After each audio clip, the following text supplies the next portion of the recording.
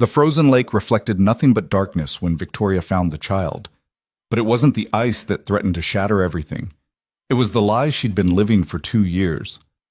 What happens when a billionaire CEO hides behind a fake identity to test the men she dates? When 27 have already failed, and the 28th, a single father mechanic, might be different? This is a story about wealth, deception, and what it costs to find something real. Stay until the end, hit that like button, and drop a comment with your city so I can see how far this story travels. The diner smelled like burnt coffee and decades of grease that no amount of scrubbing could ever fully remove. Victoria Hale sat in a cracked vinyl booth near the window, her fingers wrapped around a chipped ceramic mug that had probably been white once, back when Reagan was president. Now it was the color of old newspapers. She wore a coat from Target, $29, still had the tag tucked inside the collar. Her jeans came from the clearance rack at a store she'd never stepped foot in before 3 months ago.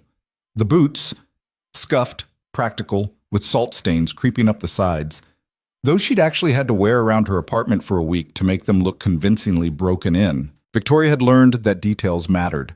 Rich girls didn't know how to wear poor clothes. They put them on like costumes. But Victoria had studied. She'd watched. She'd practiced the small surrenders that poverty demanded. The way you didn't send back a cold meal, the way you counted change before leaving a tip, the way your shoulders curved inward just slightly, making yourself smaller. Outside, Aspen sprawled in its expensive winter beauty. Snow clung to everything like powdered sugar on a dessert too rich to finish. Through the diner window, she could see the mountains, those permanent, indifferent witnesses to every human drama played out in their shadow. She checked her phone. A text from her assistant. Board meeting rescheduled. Chen wants the Q4 projections by Friday. Victoria deleted it without responding. Her real phone, the one linked to her actual identity, the one that held the weight of $1 billion company and 3,000 employees and investor calls that could move markets. That phone was locked in a safe in her downtown penthouse. The device in her hand now was a burner, cheap, anonymous. The kind of phone that Tori Brennan could afford.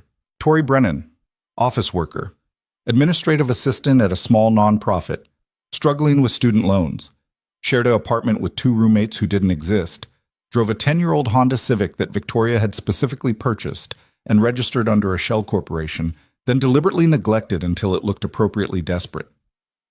27 men. That's how many had sat across from her in diners and coffee shops and cheap restaurants over the past 2 years.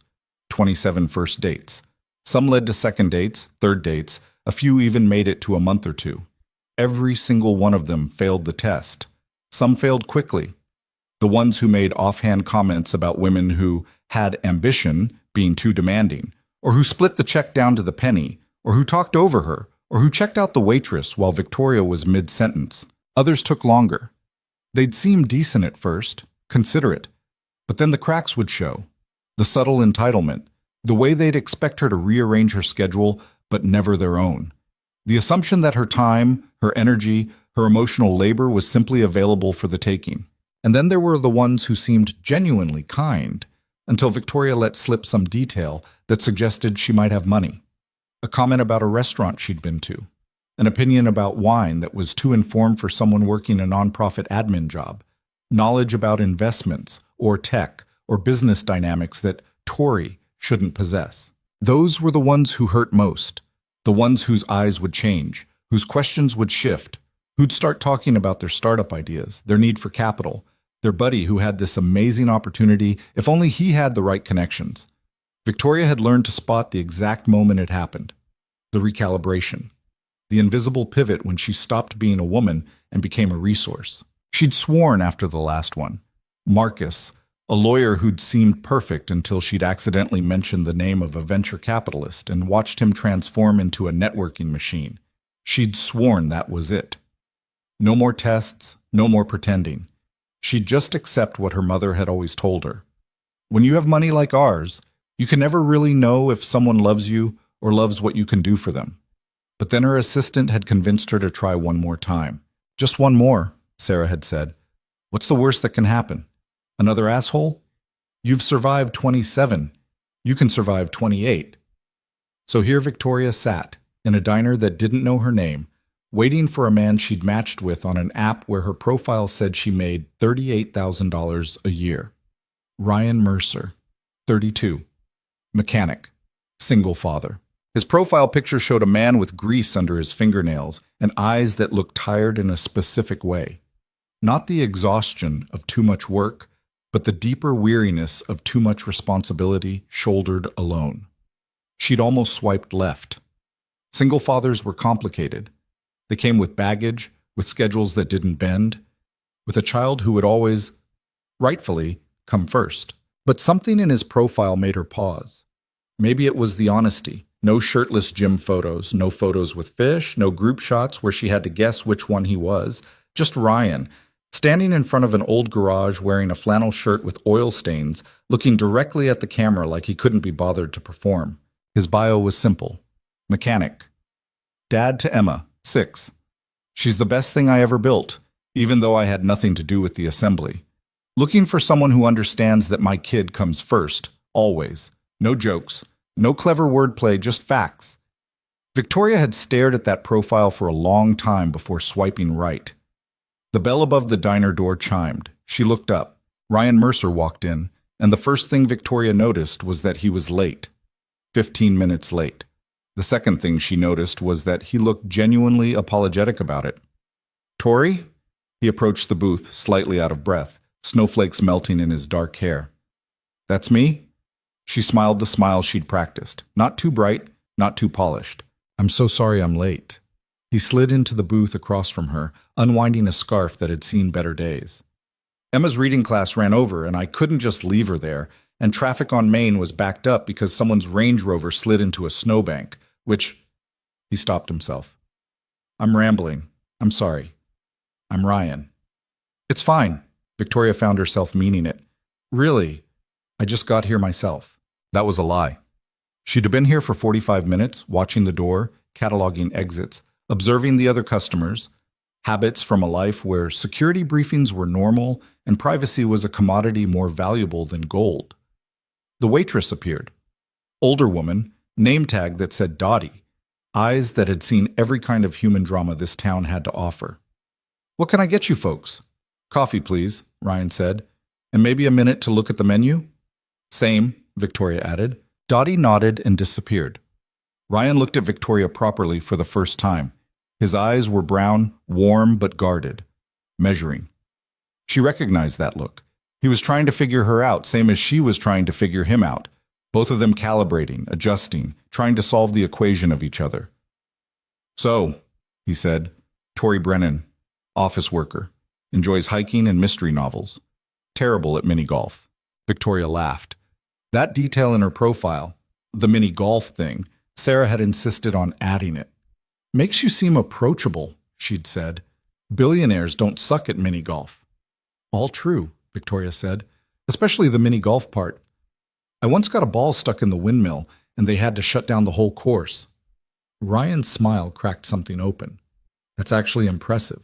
The level of bad you'd have to achieve to break mini golf. It's a gift. A terrible gift. The worst. Dottie returned with coffee. They both ordered. Victoria got eggs and toast. Ryan got the same. Simple. The kind of meal people ordered when they weren't trying to impress each other with their sophisticated palates. When Dottie left, Ryan wrapped his hands around his coffee mug.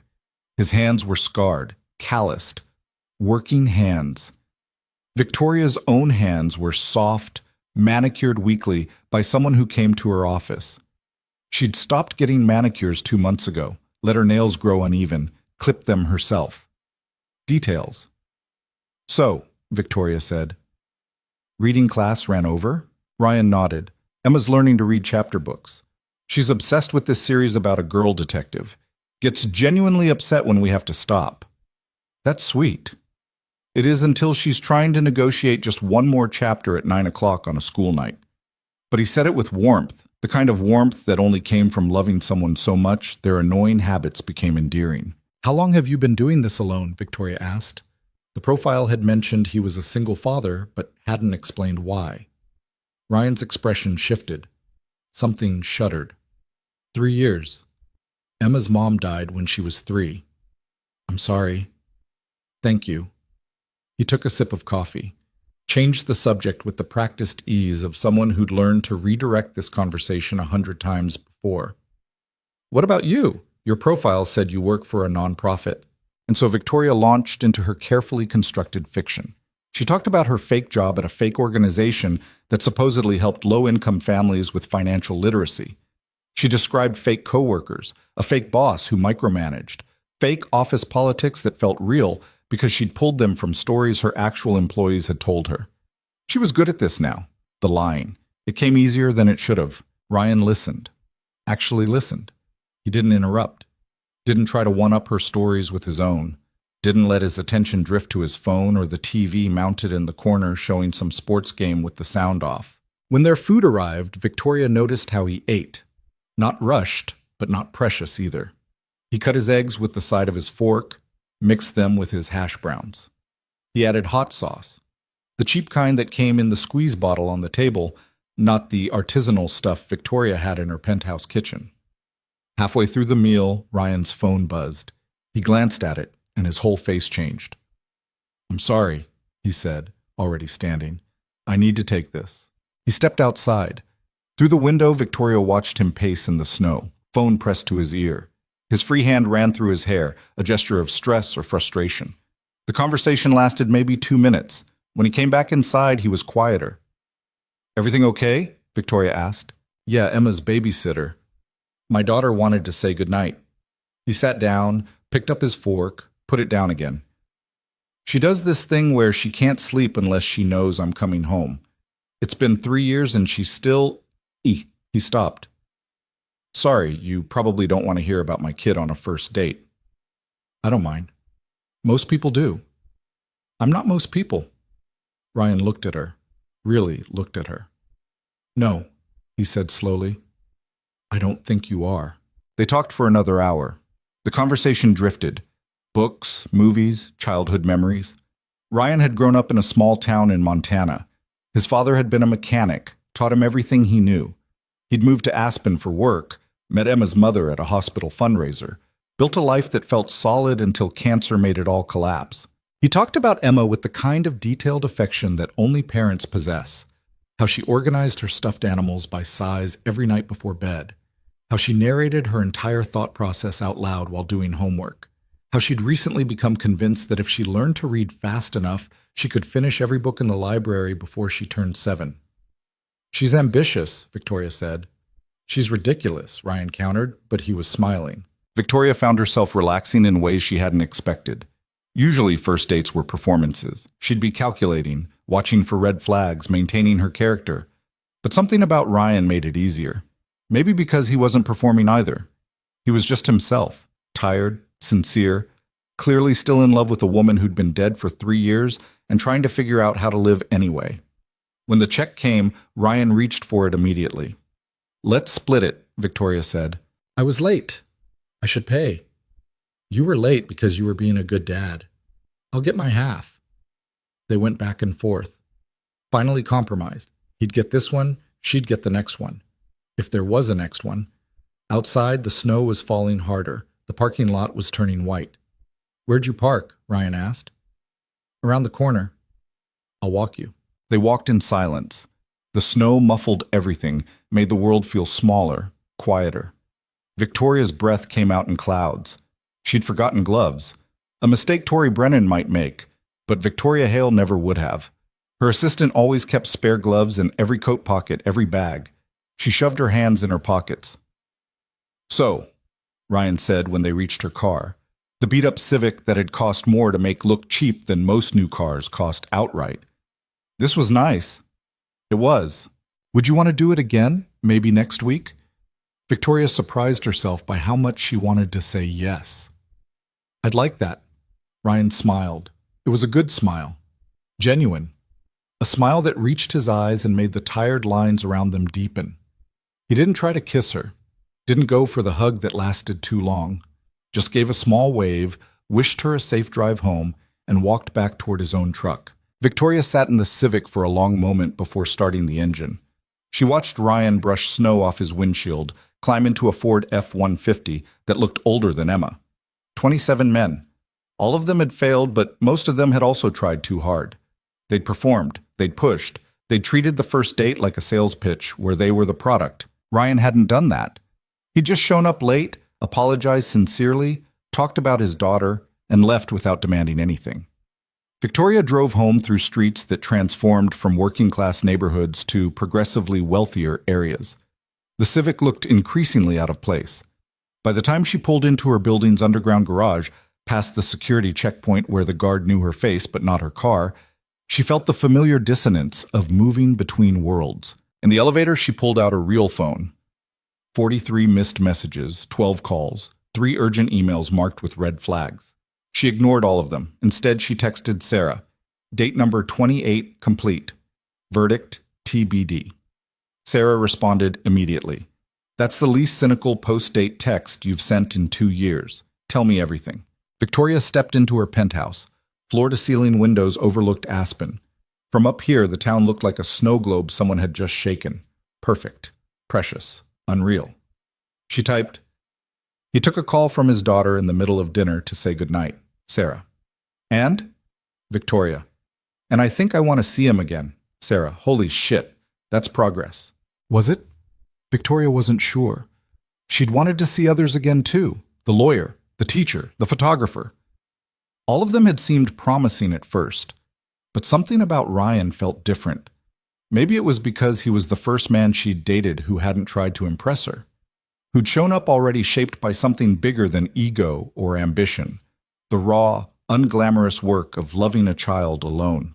Or maybe Victoria was just tired of testing, tired of lying, tired of the loneliness that money couldn't solve and sometimes made worse. She changed out of Tori's clothes, hung the cheap coat in the back of a closet she never used, stood under a shower hot enough to hurt. When she finally climbed into bed, she couldn't stop thinking about the way Ryan had stepped outside just to tell his daughter goodnight, how his whole face had softened during that conversation, how he'd come back inside quieter, more vulnerable, like the call had cost him something emotionally, but he'd paid it anyway because that's what Emma needed. Victoria knew men who hired people to handle their children, who saw parenting as something to be delegated, managed, optimized. Her own father had been one of them. Ryan wasn't that. Ryan was the kind of man who walked out of a first date to take a call from a 6-year-old who needed to hear his voice before she could sleep. That mattered. Victoria wasn't sure why it mattered so much, but it did. She fell asleep thinking about it, and for the first time in months, she didn't dream about board meetings or hostile investors or the weight of decisions that affected thousands of lives. She dreamed about snow falling on a quiet diner and a man with grease under his fingernails who loved his daughter enough to be late. Kids. The second date happened the following Sunday. Same diner.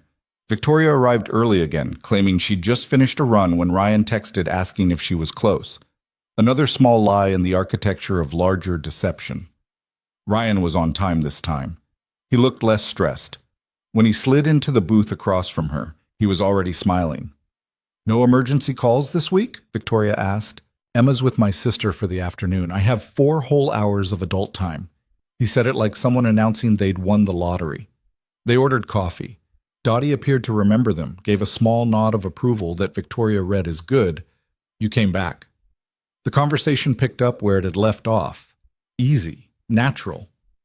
Ryan told her about a customer who'd brought in a BMW with a mysterious rattling sound that turned out to be a tennis ball stuck in the undercarriage. Victoria told him a story about her coworker accidentally sending an email meant for her boyfriend to the entire nonprofit board. She'd pulled the story from something that had actually happened at her company, just changed enough details to fit her cover. Lying was getting easier. That should have bothered her more than it did. Can I ask you something? Ryan said after their food arrived. Sure. Your profile said you've been in Aspen for a year. What brought you here? Victoria had prepared for this question. I needed a change. I was living in Denver, working a job I hated, dating someone who turned out to be cheating on me.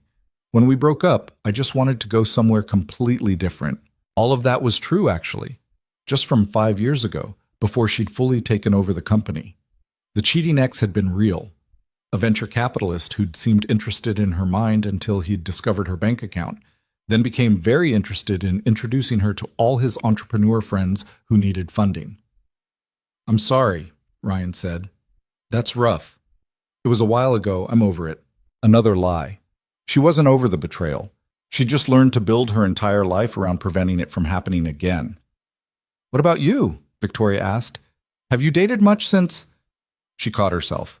Since Emma's mom? Ryan's jaw tightened slightly. Not really. A few attempts. Nothing that went anywhere. Why not? He was quiet for a moment, turning his coffee mug in slow circles. Honestly, most people don't get it. Being a single parent.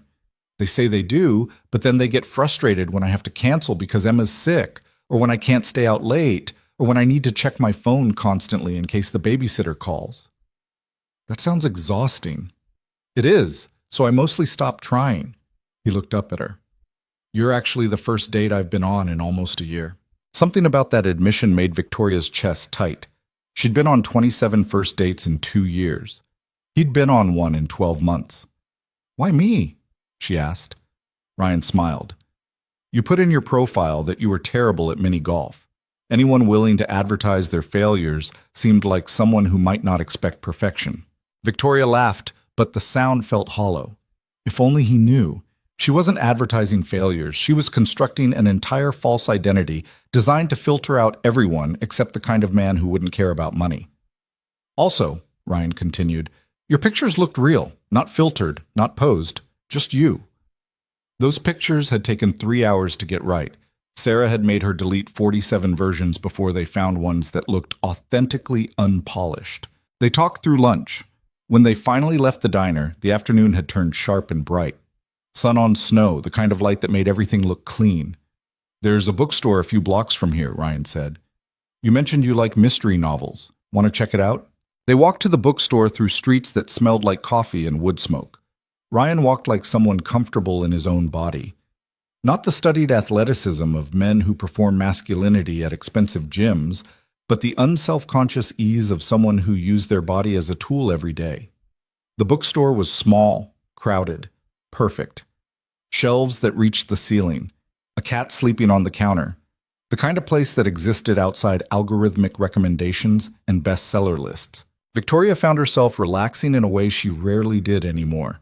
She pulled books off shelves, read back covers, showed Ryan ones she'd already read and loved. You really like mysteries, he observed, watching her examine a Tana French novel. I like puzzles, trying to figure out what's hidden. The irony of that statement wasn't lost on her. They left with 2 books each. Ryan insisted on buying hers despite her protests. You got coffee last time, he said. My turn. Outside the bookstore, Victoria checked her watch. Real watch this time, not the expensive one. A simple Timex that kept terrible time, but looked right for Tori Brennan. I should probably head out, she said, though she didn't want to. Yeah, me too. I need to pick up Emma in an hour. They walked back toward the diner parking lot in comfortable silence. The afternoon had shifted into evening, and the temperature was dropping fast. At her car, Ryan hesitated. I had a really good time, he said. Me too. Would you want to meet Emma? The question came out rushed, like he'd been working up the courage. I mean, not immediately, but eventually, if this keeps going. Victoria's first instinct was panic. Meeting Emma meant escalating, meant deepening the lie, meant involving a child in her deception. But she found herself saying, I'd like that. Ryan's smile was worth the lie. Almost. Their third date was coffee. Fourth date was a walk around a lake. Fifth date was dinner at a different diner on the other side of town. 6 weeks in, Victoria met Emma. Ryan's apartment was small, clean, but lived in. Toys organized in bins, artwork taped to the fridge, a life built on a mechanic's salary and a dead woman's memory. Emma was tiny, serious, with dark curls and her father's eyes. She examined Victoria like a scientist studying a new specimen. You're Tori, she announced.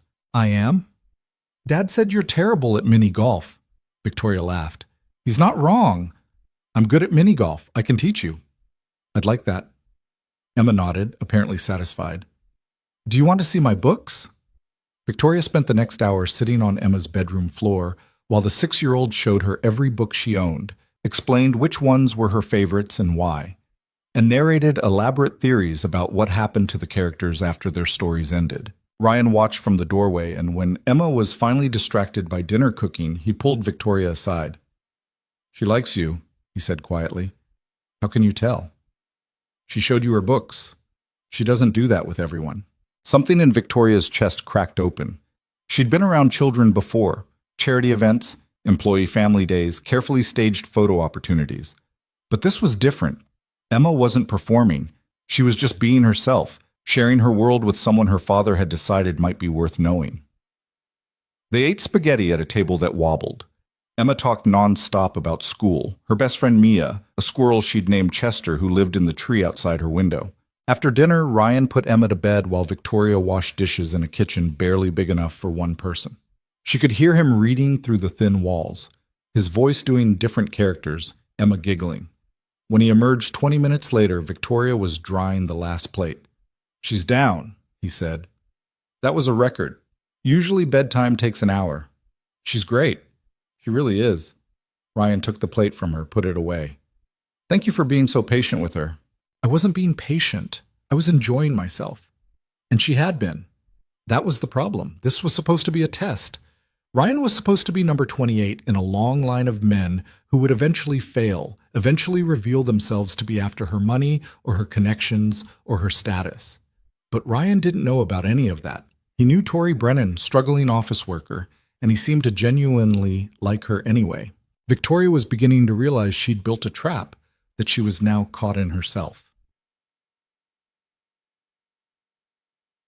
2 months in, the cracks started showing.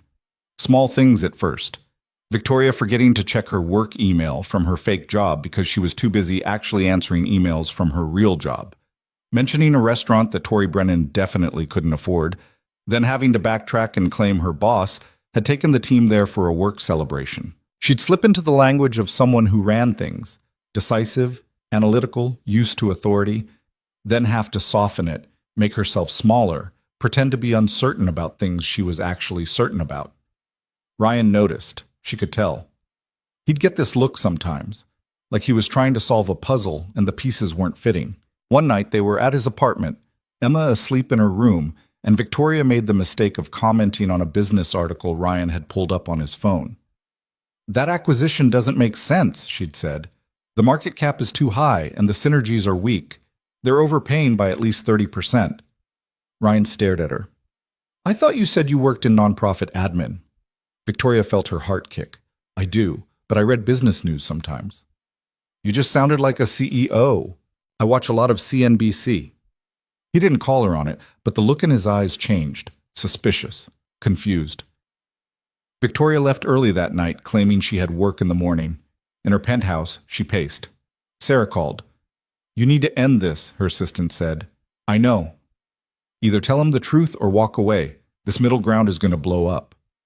"I know. So which is it?" Victoria didn't answer. She couldn't.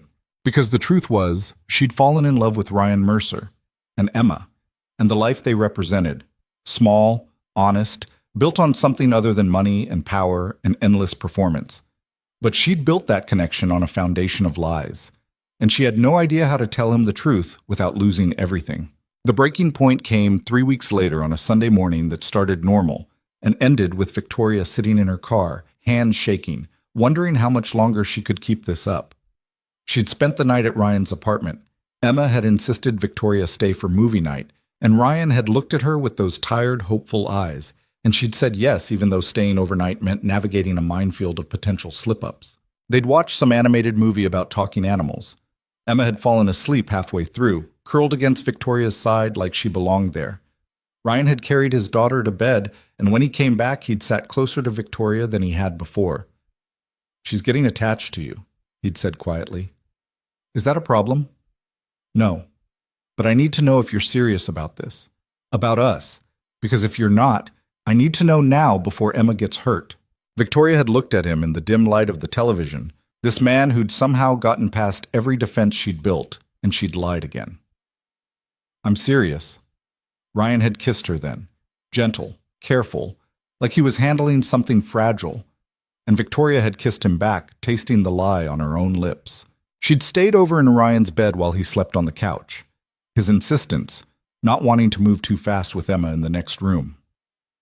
In the morning, Emma had crawled into bed with Victoria, whispered conspiratorially about making pancakes as a surprise for Dad. They'd cooked together in the cramped kitchen, Emma standing on a chair, Victoria helping her crack eggs. The kid had gotten shells in the batter twice, and they'd had to fish them out with a spoon. "Tori?" Emma had said, focusing hard on stirring. "Yeah? Are you going to be my dad's girlfriend?" Victoria's hand had frozen mid-reach for the flour. "Would that be okay with you?" Emma had considered this seriously. "Only if you promise not to leave." "Emma, everyone leaves. My mom left. Not because she wanted to, Dad says, but she still left. And the lady Dad dated before, she left too. So if you're going to leave, I want to know now." 6 years old and already carrying that weight. Victoria had wanted to pull her close, promise her everything would be okay. But she couldn't make that promise. Not when she was lying about everything. "I'm not planning on leaving," she'd said carefully. "Okay." Emma had gone back to stirring. "Then you can be his girlfriend." They'd brought Ryan breakfast in bed. He'd looked at them both standing in the doorway, Victoria holding a tray of slightly burnt pancakes, Emma grinning proudly, and something in his expression had made Victoria's chest hurt. This was what normal looked like. Messy, small, real. And she was destroying it with every word out of her mouth. After breakfast, Victoria had claimed she needed to run errands. Ryan had walked her to her car, kissed her goodbye, asked if she wanted to have dinner later that week. "I'll check my schedule," she'd said. Now she sat in the Civic in a grocery store parking lot 3 miles away, her real phone in her hand, staring at the texts that had come through overnight. Her CFO. Emergency board call. Monday morning. The Seattle expansion is over budget by $12 million. Her head of security. 3 more journalists asking about your personal life. I've stonewalled, but they're persistent. Her mother. Dinner Thursday. Don't cancel again. Victoria's double life was collapsing under its own weight. She'd been so careful for 2 years, keeping every part of her deception airtight. But Ryan was different. Ryan wasn't someone she could date casually and walk away from when he inevitably failed the test. Ryan was someone she was actually falling for. And Emma. Sweet, serious Emma, who'd already been abandoned by death and was now trusting Victoria not to abandon her by choice. Victoria pulled up her messages with Sarah. "I need to tell him." Sarah's response came immediately. "Are you sure? Once you tell him, you can't take it back." "I know." "When?" Victoria thought about Ryan's face that morning, the way he'd looked at her like she was something precious, the way Emma had whispered about not leaving. "Soon. I just need to figure out how." But soon turned into another week of lying. Then another. Victoria kept finding excuses to delay. She needed the right moment, the right setting, the right words. The truth was, she was terrified. Terrified that Ryan would feel betrayed. Terrified that he'd look at her differently once he knew she'd been testing him like some kind of experiment. Terrified that everything real between them had been built on a foundation so false that it couldn't survive the truth. Meanwhile, life with Ryan and Emma continued. Sunday dinners became routine. Victoria started keeping a change of clothes at Ryan's apartment. Emma started calling her Tori, with the kind of easy affection that suggested she'd already decided Victoria was staying. They fell into patterns. Ryan would text her from the garage during lunch breaks, sharing photos of particularly ridiculous car problems. Emma would show Victoria her homework, asking for help with math problems Victoria could solve in her head, but had to pretend to struggle through.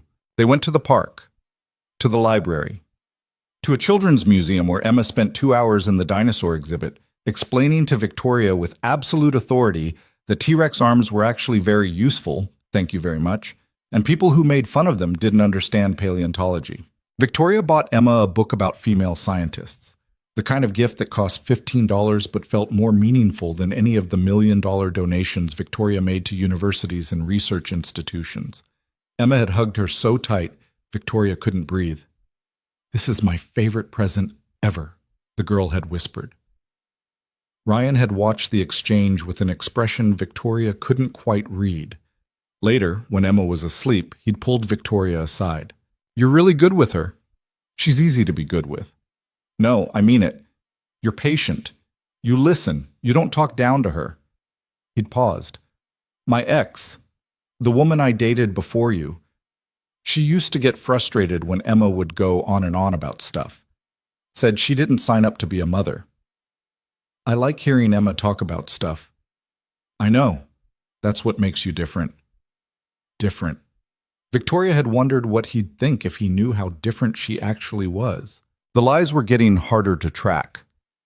Victoria had started keeping notes on her phone about what she'd told Ryan, what details of Tori's life she'd invented, the fake nonprofit job, the fake roommates, the fake financial struggles. She'd slip up in small ways, mention a wine she shouldn't know about, then claim she'd read about it online, reference a business contact, then pretend it was someone from her volunteer work, know too much about corporate law, about venture capital, about the tech industry. Ryan would get that look, that puzzle-solving look. How do you know this stuff? He'd asked once when she'd explained the difference between Series A and Series B funding rounds. I listened to podcasts. What podcasts? She had named 3 she'd frantically Googled while he wasn't looking. The near misses were getting closer. One afternoon, Victoria was at Ryan's apartment when her real phone, which she'd stupidly left in her purse instead of locked in her car, rang with her actual ringtone, not the generic chime of the burner phone. Her ringtone. A specific song she'd set years ago. She'd lunged for her purse, fumbled the phone silent, claimed it was a spam call. Ryan had frowned. That's your ringtone for spam. I like to know when it's worth answering. He'd accepted it, but barely. Another time, Emma had spilled juice on Victoria's jacket. While cleaning it, the girl had found a dry cleaning receipt in the pocket from a place in downtown Aspen that charged $150 per garment. Why is this so expensive? Emma had asked, reading the number with the careful precision of someone still proud of being able to read numbers in the hundreds. Victoria had grabbed the receipt. They made a mistake. I complained and got it fixed. But Emma had looked confused, and Ryan had looked suspicious, and Victoria had felt the walls closing in. The worst part was how good the lie felt when it was working. Sunday mornings with Emma, making pancakes. Wednesday nights when Ryan would text her after putting Emma to bed, and they'd talk for hours about nothing important. The way Emma had started reaching for Victoria's hand automatically when they crossed streets. Victoria had never had this. Her own childhood had been nannies and boarding schools and parents who loved her but didn't really know her. She'd built a billion-dollar company but couldn't remember the last time someone had hugged her just because they were happy to see her. Emma hugged her all the time. Just because. Ryan touched her like she mattered, like she was irreplaceable. And Victoria was lying to both of them with every breath. 3 months in, Ryan invited her to Thanksgiving. It's just me and Emma and my sister's family, he'd said. Nothing fancy, but Emma's been asking if you'll be there, and honestly, so have I. Victoria should have said no. Should have used the holiday as an excuse to create distance, to figure out how to tell the truth or how to walk away. Instead, she'd said yes. Thanksgiving was in Ryan's sister's house, 30 miles outside Aspen. A modest ranch home with toys in the yard and a tire swing, and the kind of lived-in chaos that came from raising 3 kids on a teacher's salary. Ryan's sister, Michelle, was blunt in a way that reminded Victoria of Ryan. She'd sized Victoria up within 10 seconds of meeting her. So you're Tori. That's me. My brother talks about you constantly. Emma, too. They're pretty great. They are. And they've both been hurt enough, so if you're not serious about this, walk away now. Ryan had overheard. Michelle, I'm just saying what needs to be said. Michelle had turned back to Victoria. Are you serious about him? Victoria had met her eyes. Yes. And she'd meant it. That was the horrible part. Underneath all the lies, the actual feelings were real. Dinner had been loud, chaotic, perfect. Kids running everywhere. Michelle's husband telling terrible jokes. Ryan carving turkey while Emma narrated his every move like a sports commentator. Victoria had sat at a table with people who thought she was an office worker making $38,000 a year, and she'd never felt more at home. After dinner, she'd helped Michelle with dishes while the kids played outside, and Ryan helped his brother-in-law fix a broken window latch. He really likes you, Michelle had said, handing Victoria a plate to dry. I really like him too. Good. Because Emma's already planning your wedding. Victoria had nearly dropped the plate. What? She's 6. In her mind, if her dad has a girlfriend, the next step is obviously marriage. Michelle had given her a knowing look. Is that something you've thought about? It's only been 3 months. So that's a no? It wasn't a no. That was the problem. Victoria had caught herself thinking about it, about what it would be like to marry Ryan, to officially become Emma's stepmother, to build a life in that small apartment with people who loved her for reasons that had nothing to do with her net worth. But she couldn't marry Ryan as Tori Brennan. Tori Brennan didn't exist. It's complicated, Victoria had finally said. Michelle had studied her. You're hiding something. Victoria's heart had kicked. What makes you say that? I'm a teacher. I know when people are lying. She dried her hands on a towel, turned to face Victoria directly. I don't know what it is. Maybe you're married. Maybe you're in witness protection. Maybe you're secretly a spy. But whatever it is, you need to tell my brother before he falls any deeper. I'm not married. But there is something. Victoria had wanted to confess everything right then, but Michelle wasn't the one who deserved the truth first. Ryan was. I'm going to tell him, Victoria had said quietly. Soon. Soon better be real soon, because that man in there, he's been through enough, and that little girl deserves better than another person who leaves. Later, driving back to Aspen with Ryan and Emma asleep in the truck, Victoria had stared out at the dark highway and tried to find the words, tried to imagine how the conversation would go. Ryan, I need to tell you something. I'm not actually an office worker. I'm the CEO of a tech company worth $1.2 billion. I've been lying to you for 3 months because I was testing you to see if you'd love me without knowing about my money. Surprise! There was no version of that conversation that didn't end badly. December came. Aspen transformed into a winter wonderland that the tourist board spent millions advertising but somehow never captured the reality of. Snow piled up.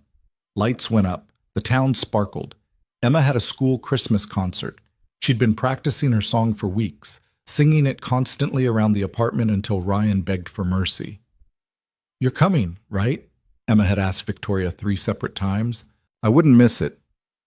The concert was in the elementary school gymnasium, packed with parents holding phones and cameras.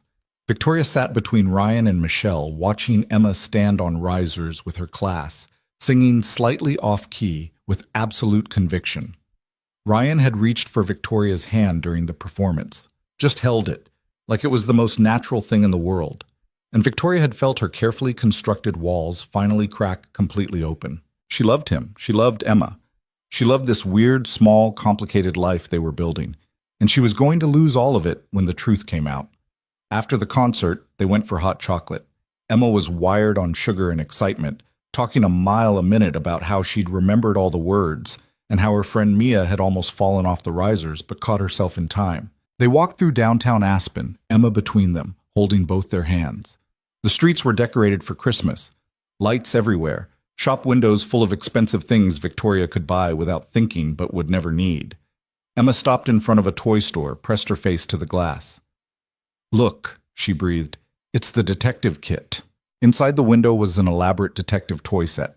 Magnifying glass, fingerprint kit, evidence bags. The kind of thing Emma would love. Also the kind of thing that cost $200.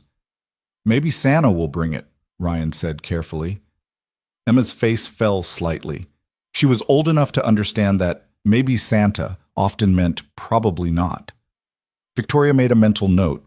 She'd buy it tomorrow, have it delivered to Ryan's apartment, make it anonymous. They kept walking. Emma started yawning. By the time they got back to the truck, she was half asleep on her feet. Ryan carried her to the truck, buckled her in. She was asleep before they left the parking lot. Tonight was perfect, Ryan said quietly, driving through streets that glittered with Christmas lights. It was. Tori, I need to tell you something. Victoria's stomach dropped. This was it. He'd figured it out. Someone had recognized her. The whole thing was about to explode. Okay, she managed. Ryan pulled into a parking lot overlooking the valley, turned off the truck. Emma slept peacefully in the back seat. I love you, he said. Victoria stared at him. I know it's only been 3 months, Ryan continued. I know that's probably too soon, but I do.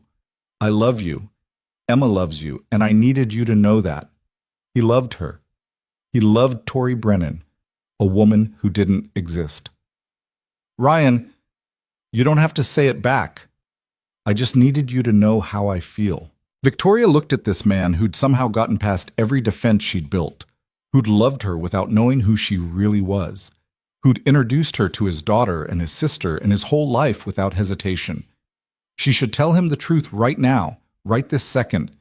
Before this went any further, instead she heard herself say, "I love you too." Ryan smiled, pulled her close, kissed her like she was something precious.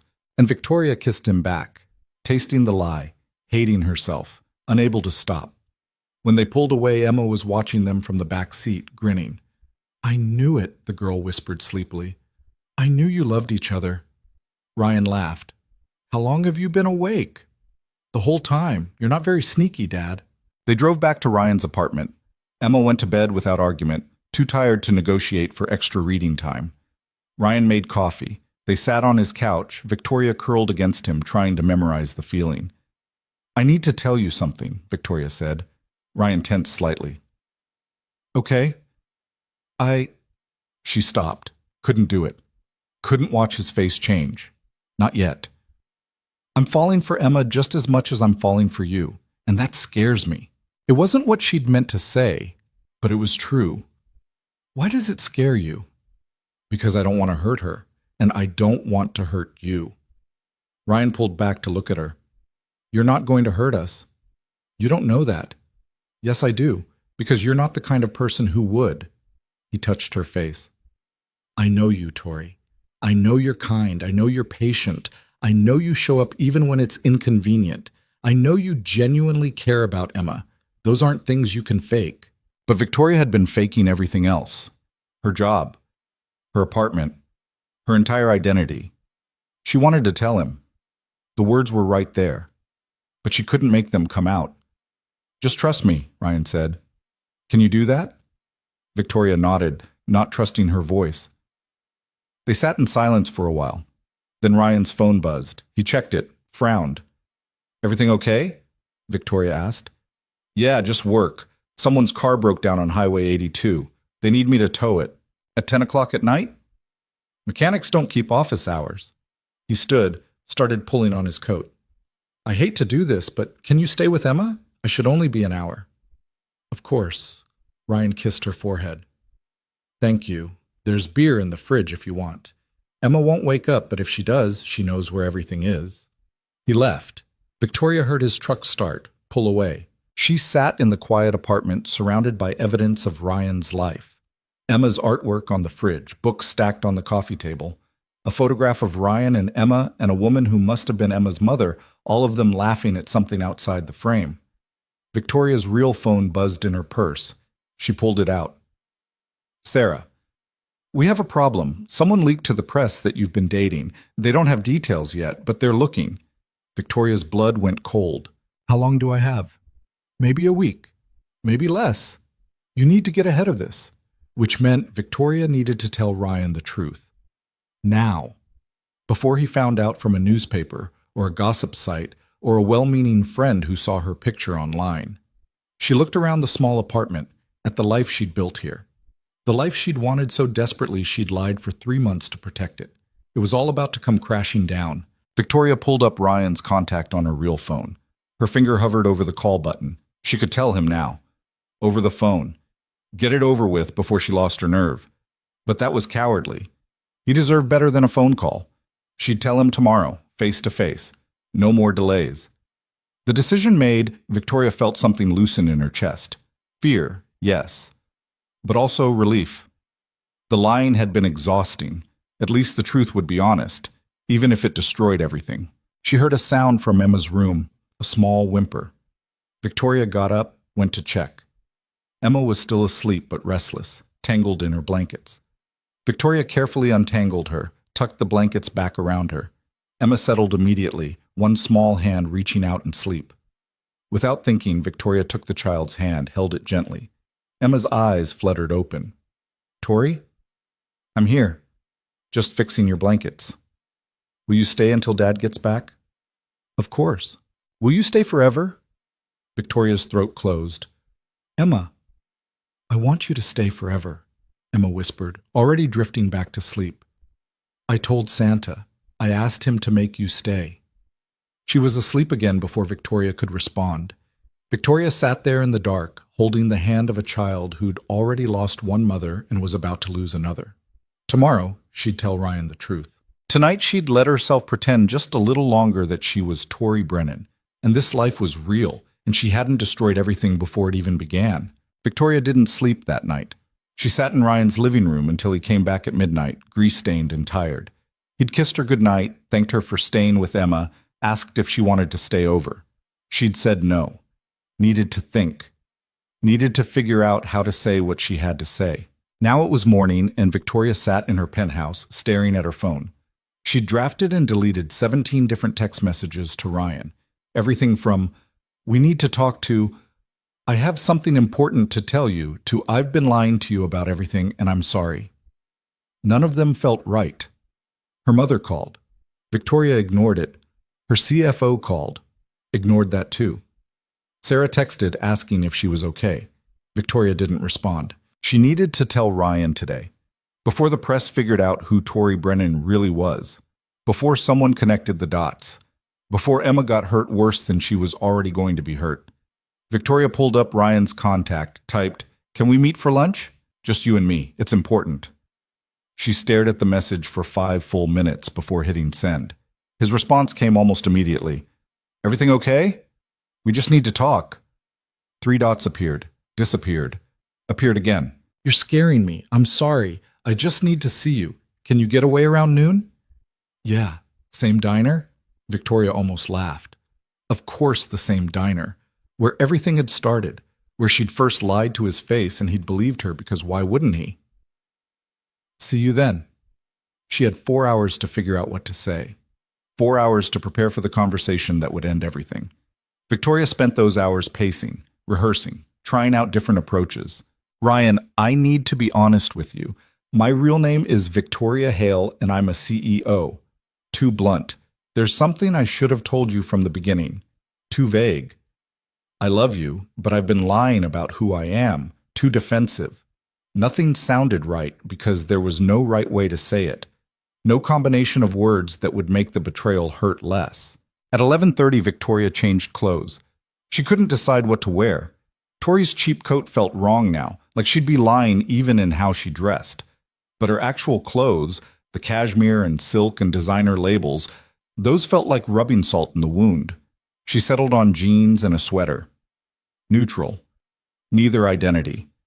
The drive to the diner felt like driving to her own execution. Ryan was already there when she arrived, sitting in their usual booth. He looked worried, stood up when he saw her, searched her face. "What's wrong?" he asked before she'd even sat down. "Can we just sit first?" They sat. Dottie appeared with coffee neither of them had ordered, gave Victoria a look that suggested she knew something bad was coming. "You're breaking up with me," Ryan said flatly. "What? No." "Then what? Because you look like someone died." Victoria wrapped her hands around the coffee mug. The ceramic was warm, but her fingers felt numb. "I need to tell you something, and you're going to be angry. You have every right to be angry." Ryan went very still. "Okay. My name isn't Tori Brennan." He blinked. "What?" "It's Victoria Hale, and I don't work for a nonprofit. I'm the CEO of a technology company called Hale Tech Solutions. We develop cybersecurity software. The company is worth about $1.2 billion. Ryan stared at her. His expression didn't change. He just stared like she'd started speaking a foreign language. "I've been lying to you for 3 months, Victoria continued, the words coming faster now that she'd started. "About my job, my apartment, my roommates, all of it. I created a fake identity because I was tired of men who only wanted me for my money. I've been testing everyone I date for 2 years. You were number 28. Still nothing. Ryan's face was completely blank. "I was going to tell you sooner," Victoria said desperately. "I meant to tell you, but then I met Emma, and I fell in love with both of you, and I didn't know how to say it without losing everything." Ryan's coffee sat untouched in front of him. He hadn't moved, hadn't blinked. "Say something," Victoria whispered. "You're a billionaire." "Yes." "And you've been pretending to be poor for 3 months." "Yes." "While I was worried about whether I could afford to take you to a nice restaurant, while I was calculating how to budget for Christmas presents, while I was apologizing for my shitty apartment and my used truck and my secondhand furniture. Victoria felt her throat close. Ryan, was any of it real? His voice was quiet, too quiet. The dates, the conversations, meeting Emma. Was any of it actually real, or was I just part of some experiment? It was real, all of it. I fell in love with you. You fell in love with me while lying to my face every single day. I know how bad this sounds. Bad? Ryan laughed, but there was no humor in it. Tori, or Victoria, or whoever the hell you are, you didn't just lie about one thing. You lied about everything. Your entire identity was fiction. I was trying to protect myself. From what? From me? He leaned forward. What exactly did you think I was going to do if I knew you had money? Ask you for a loan? Try to use you? I didn't even know people like you existed. I thought you were an office worker struggling with student loans, and I liked you anyway. That's exactly why I liked you, because you didn't care about money. I didn't care because I thought you didn't have any. Ryan's voice rose. People at other tables were starting to look. He didn't seem to notice. You kept talking about budgeting and saving up and whether you could afford things, and the whole time you probably spend more on coffee in a week than I make in a month. It wasn't about the money. Then what was it about? Because from where I'm sitting, it looks like you were playing pretend with my life, with Emma's life. Victoria felt tears starting. She blinked them back. I was scared. Every man I've dated has either wanted my money or my connections or my status. I just wanted someone to love me for me. So you lied about who you were. How does that even make sense? I don't know. I wasn't thinking clearly. I just kept failing, and I was so tired of being alone. Ryan pushed his coffee away. Do you know what the worst part is? It's not even that you lied about being rich. It's that you involved my daughter. You let Emma get attached to you. You sat in her bedroom and promised you weren't going to leave. I'm not leaving. Yes, you are. Because I can't do this. I can't be with someone who spent 3 months lying to me about everything. Victoria's chest felt like it was caving in. Please, let me explain. You just did explain. You were testing me. I was test number 28. Congratulations. I guess I passed? He stood up. I need to go. Ryan, wait. I need to figure out how to tell Emma that you're not who we thought you were. He walked out. Victoria sat frozen in the booth, watching through the window as he got in his truck and drove away. Dottie appeared at her elbow. You okay, honey? Victoria shook her head, couldn't speak. Men are stupid, Dottie said gently. Give him time to cool off. But Victoria knew this wasn't about cooling off. She'd seen Ryan's face, the betrayal there, the hurt. She'd done exactly what she'd been trying to avoid. She'd made him feel used. She paid the bill with shaking hands, left a tip that was probably too big for Tori Brennan, but she didn't care anymore. That mask was gone now, shattered. Outside, the day was bright and cold. Christmas decorations still covered everything. The town looked cheerful. Victoria felt hollow. Her phone rang. Sarah.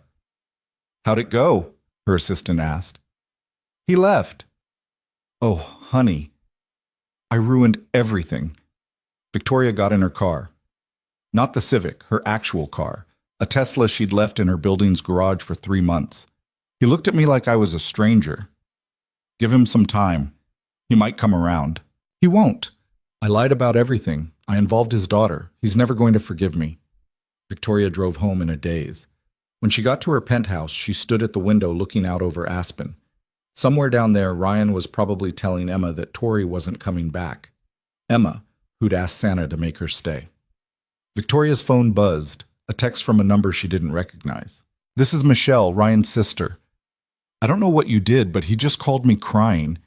He hasn't cried since his wife died. Fix this. Another text came through immediately after. Actually, don't fix it. Stay away from my family. You've done enough damage.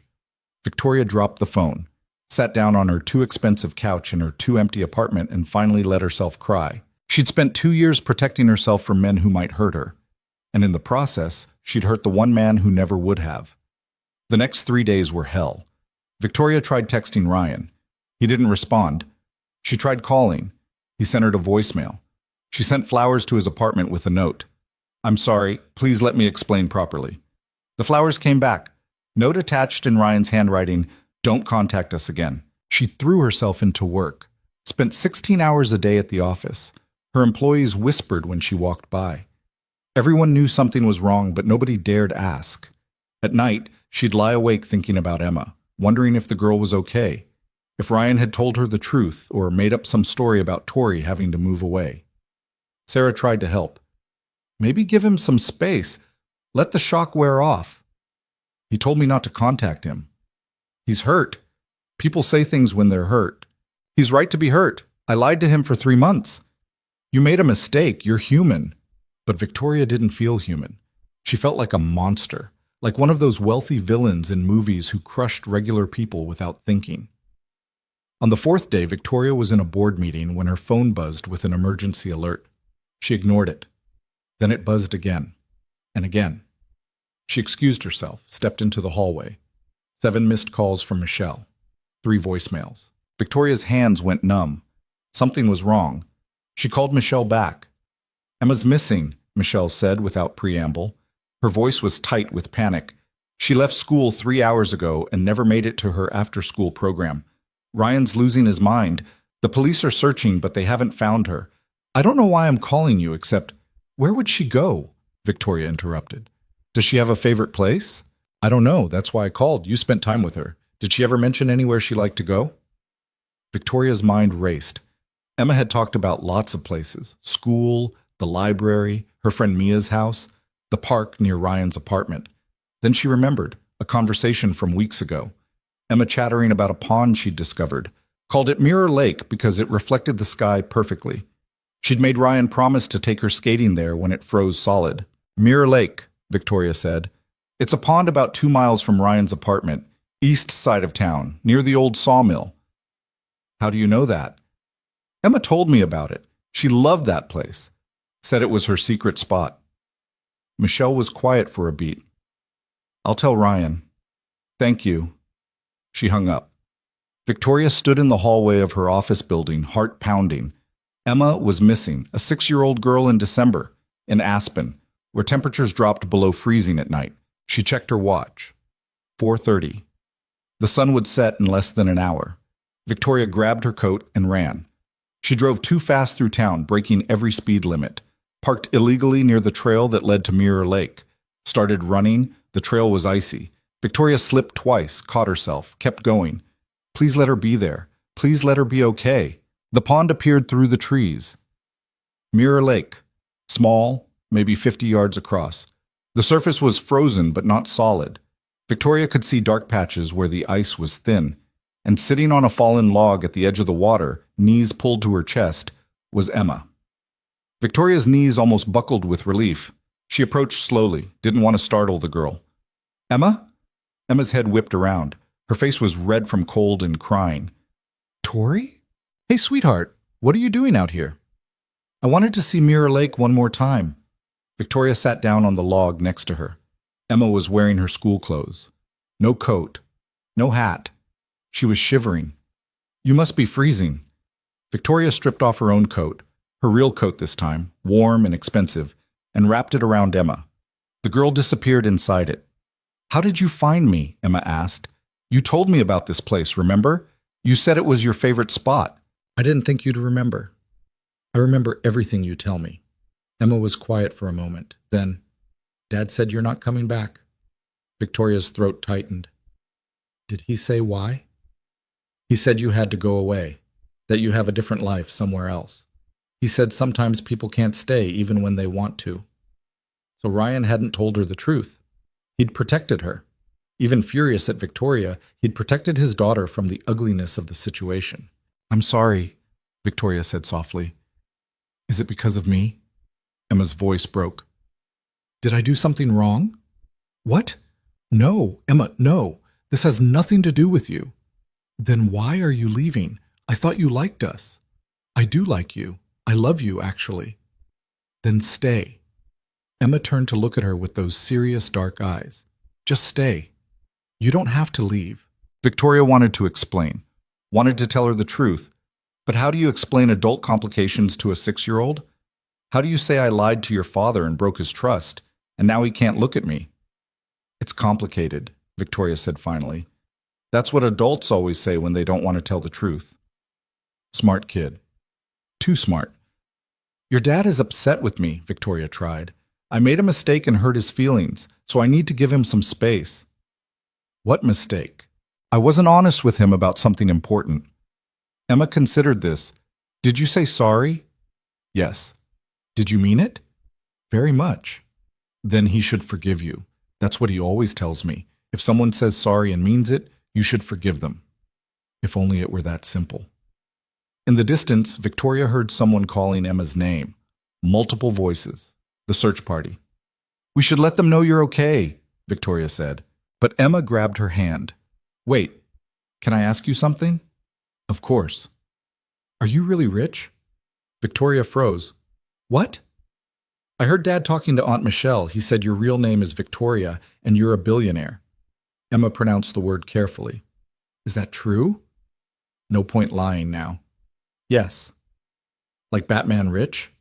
Despite everything, Victoria smiled. Something like that. Why didn't you tell us? I was scared. A lot of people treat me differently when they find out I have money. I wanted your dad to like me, for me, not for what I could buy him. Emma thought about this. Dad doesn't care about money. He says it's nice to have, but it's not what matters. I know that now, but I didn't know it before. So you were testing him? Victoria nodded, ashamed. That's mean. You're right, it was mean, and I'm sorry. Emma was quiet again. The voices were getting closer. Victoria could hear Ryan's voice among them, hoarse from shouting. I don't care if you're rich or poor, Emma said finally. I just liked having you around. You listened to me. You didn't treat me like I was stupid. You're not stupid. You're one of the smartest people I know. Really? Really? Ryan burst through the trees. He stopped dead when he saw them. Emma! He ran forward, dropped to his knees in front of his daughter. Are you okay? Are you hurt? I'm fine, Dad. I just wanted to see Mirror Lake. Ryan pulled her into a hug so tight, Victoria heard Emma grunt. You can't do that. You can't just leave school and disappear. I was terrified. I'm sorry. Ryan pulled back, checked her over like he was searching for injuries. Then he seemed to notice Victoria for the first time. Their eyes met. Victoria saw everything there. Relief that Emma was safe, anger that Victoria had found her, confusion about what to feel. I should go, Victoria said quietly. She stood up. Wait, Emma said. Don't leave yet. Your dad and I need to talk, but I'm glad you're okay. Victoria started to walk away. Made it maybe 10 steps before Ryan called her name. How did you know where she was? Victoria turned. She told me about this place, weeks ago. She said it was her secret spot. Ryan's expression cracked slightly. Thank you for finding her. Of course. Michelle and 3 other people emerged from the trees. Michelle saw Emma and let out a sob of relief. There were hugs, questions. Emma explaining about wanting to see Mirror Lake one more time. Victoria slipped away while everyone was distracted. Made it back to the trail before Ryan caught up with her.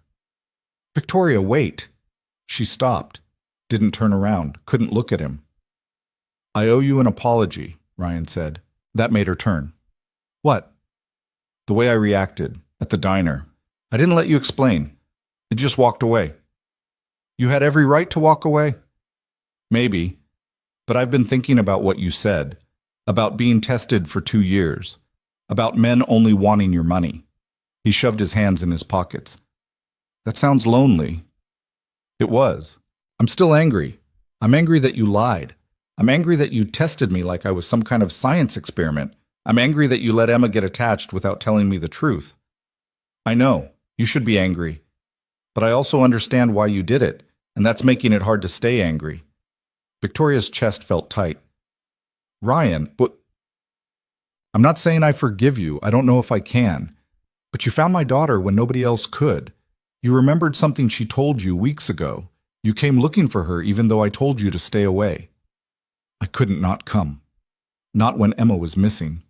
Ryan ran a hand through his hair. I don't know what to do here. I don't know if we can come back from this. I don't either.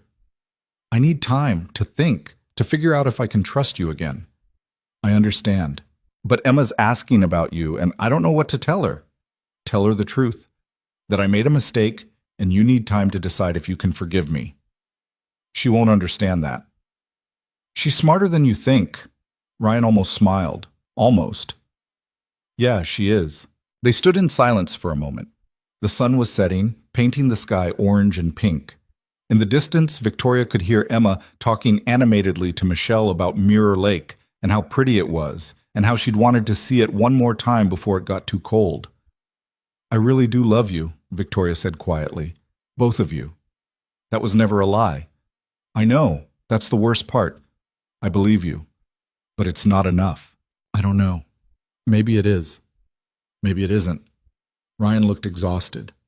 I need to get Emma home, make sure she's really okay. Of course. Go. He started to leave, then turned back. The detective kit, in the toy store window. That was you, wasn't it? It showed up at my apartment yesterday with no return address. Victoria had ordered it the day after the Christmas concert, before everything exploded. Emma deserves nice things. She deserves honesty more than expensive toys. I know. Ryan nodded slowly. Then he walked away back toward his daughter and his sister and his real life. Victoria stood alone on the trail as the temperature dropped and the sky darkened. She'd found Emma. She'd gotten to say what she needed to say to Ryan, and she'd lost them both anyway. Victoria didn't hear from Ryan for a week. 7 days of silence that felt like 7 years. She went to work, attended meetings, made decisions that affected thousands of people and millions of dollars. None of it mattered. At night, she'd sit in her penthouse and stare at her phone. No texts, no calls, nothing. Sarah tried to distract her, invited her to dinner, to yoga classes, to anything that might get her out of the apartment. Victoria declined everything. She felt like she was waiting for a verdict she already knew. On the 8th day, Michelle showed up at Victoria's office. The receptionist called up, confused. There's a Michelle Mercer here to see you? She doesn't have an appointment. Victoria's stomach dropped. Send her up. Michelle arrived 5 minutes later, looking out of place in the gleaming tech office. She wore jeans and a teacher's cardigan, her hair pulled back in a practical ponytail. Every eye in the office followed her as Victoria led her to a private conference room. How did you find me? Victoria asked once the door was closed. Google. You're not exactly hard to find once someone knows your real name. Michelle sat down, folded her hands on the table. Nice office. Very expensive. Michelle, I'm not here to yell at you. I already did that over text. I'm here because my brother is miserable. My niece cries every night asking when you're coming back, and someone needs to fix this. Victoria sat down heavily. I don't think it can be fixed. Everything can be fixed. The question is whether you're willing to do the work. Ryan doesn't want to see me. Ryan doesn't know what he wants. He's scared. Michelle leaned forward. Do you know what he did after you left the other day? Victoria shook her head. He came to my house and cried for 3 hours. He told me about the lying, about the fake identity, about all of it. And you know what he said at the end? What? He said he understood why you did it. Michelle's voice was sharp. My brother, who you lied to for 3 months, said he understood. Because he's a good man. Too good, probably. And he's trying to decide if understanding why you did it is enough reason to forgive you for doing it. Victoria felt tears threatening. What do you want me to do? I want you to tell me if you actually love him or if this was just some rich person's game that got out of hand. I love him. I love both of them. Then prove it. How? Michelle stood up. That's not my job to figure out, but I'll tell you this. Emma asked me yesterday if being rich meant you couldn't be in our family. She wanted to know if there was a rule against it. Victoria's chest hurt. What did you tell her? I told her there's no rule. I told her that families come in all shapes and sizes, and sometimes they include people who are different from us. Michelle headed for the door, paused with her hand on the handle. Emma's Christmas concert is this Friday, 7 o'clock at the elementary school. Ryan will be there, so will I. If you show up, I won't stop you. But if you're going to show up, you better be ready to fight for them. Because that little girl has been through enough, and she deserves someone who will stay.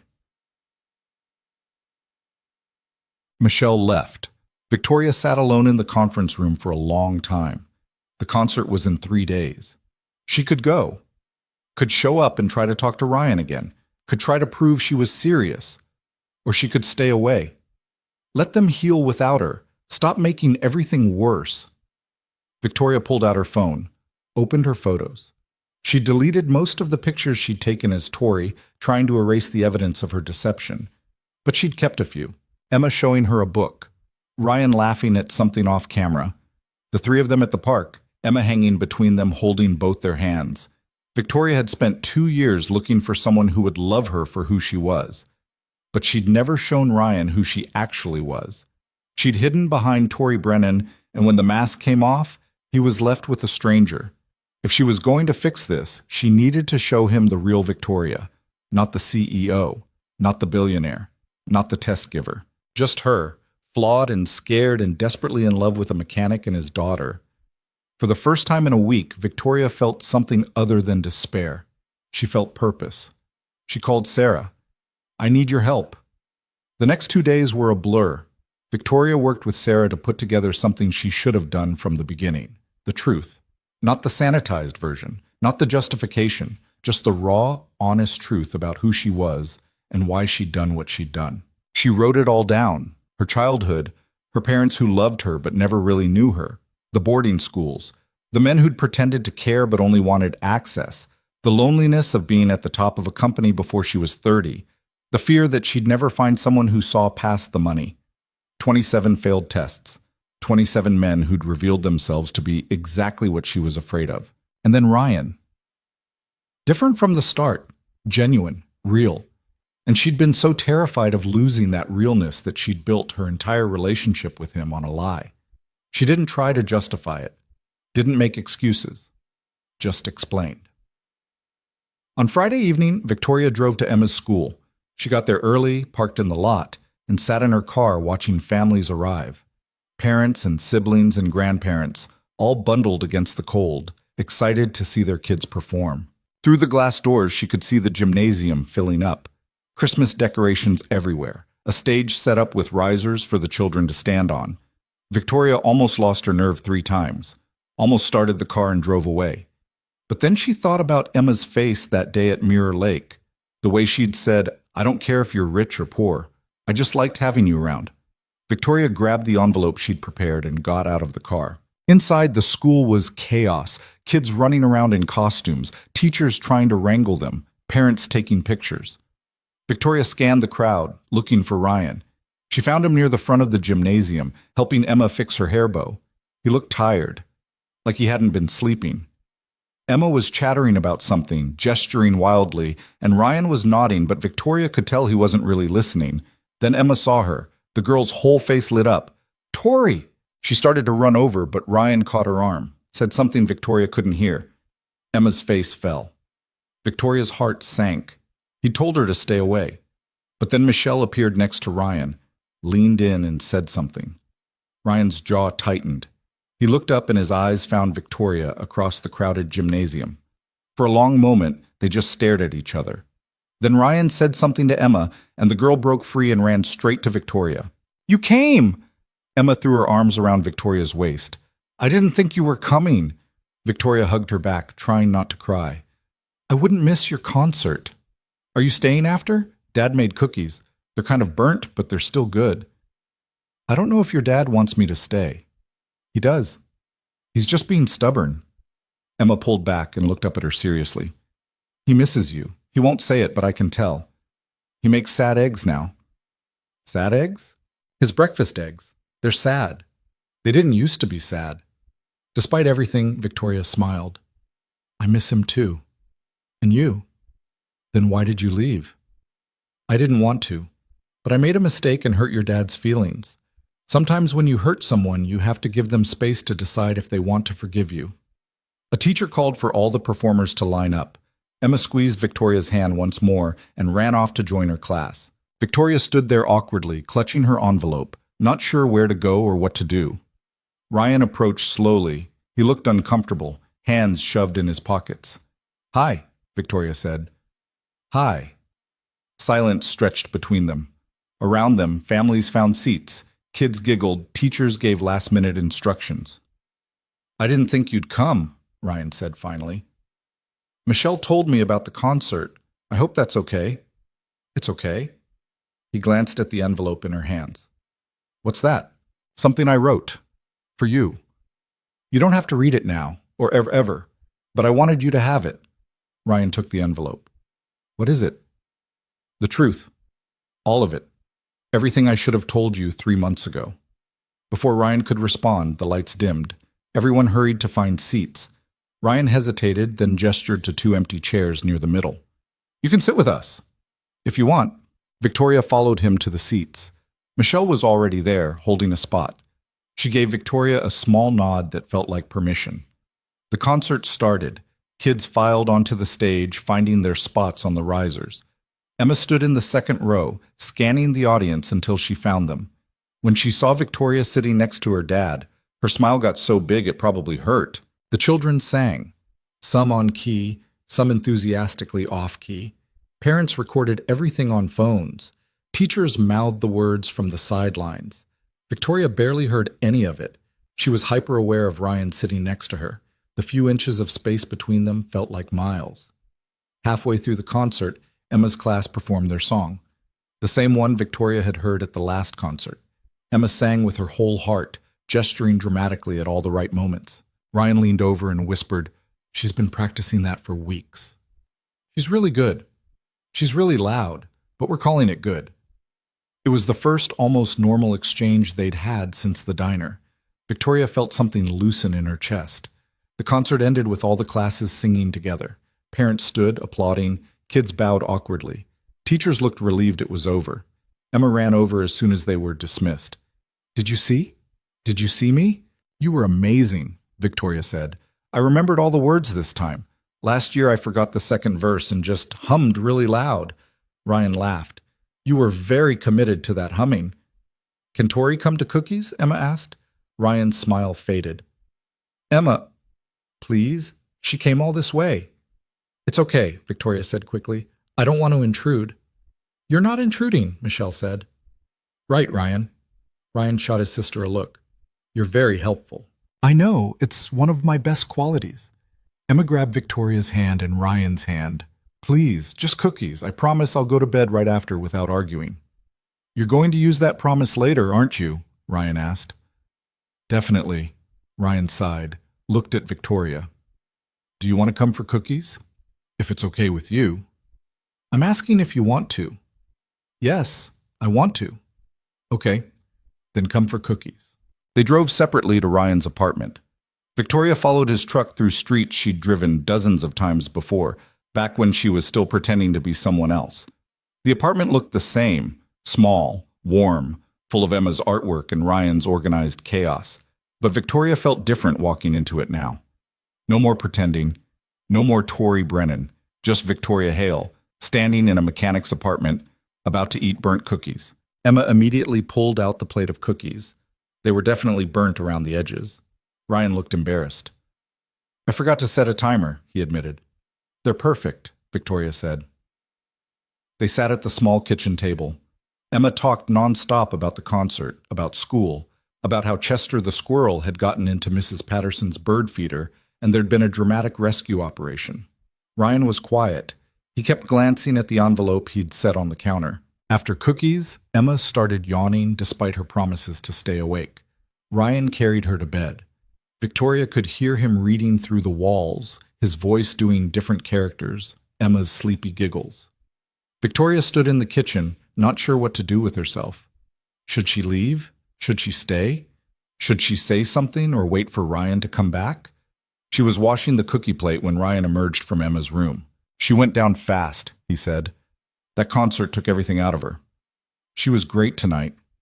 Yeah. Ryan picked up the envelope. Can I read this now? You can read it whenever you want, or not at all. I want to read it now. He sat down on the couch. Victoria stayed in the kitchen, giving him space, trying not to watch his face as he read. The letter was 10 pages, handwritten. Victoria had spent hours on it, trying to get the words right, explaining her childhood, her loneliness, her fear. The 27 men who'd failed, her mother's warnings that she'd never know if someone loved her or her money, meeting Ryan, falling for him despite planning not to. The moment she realized she loved him and knew she had to tell the truth but couldn't figure out how. Emma getting attached. The panic of watching the lie grow bigger. The knowledge that every day she didn't confess made it worse. And finally, the day at the diner. The look on Ryan's face when she told him. The way she'd felt watching him walk away. She didn't ask for forgiveness, didn't try to excuse what she'd done. Just laid it all out honestly and let him decide what to do with it. Ryan read slowly. Victoria watched the microwave clock tick minutes by. 5 minutes, 10, 15. Finally, he set the letter down. Looked at her across the small apartment. Come sit, he said. Victoria sat on the other end of the couch, kept distance between them. I'm sorry, she said, for all of it.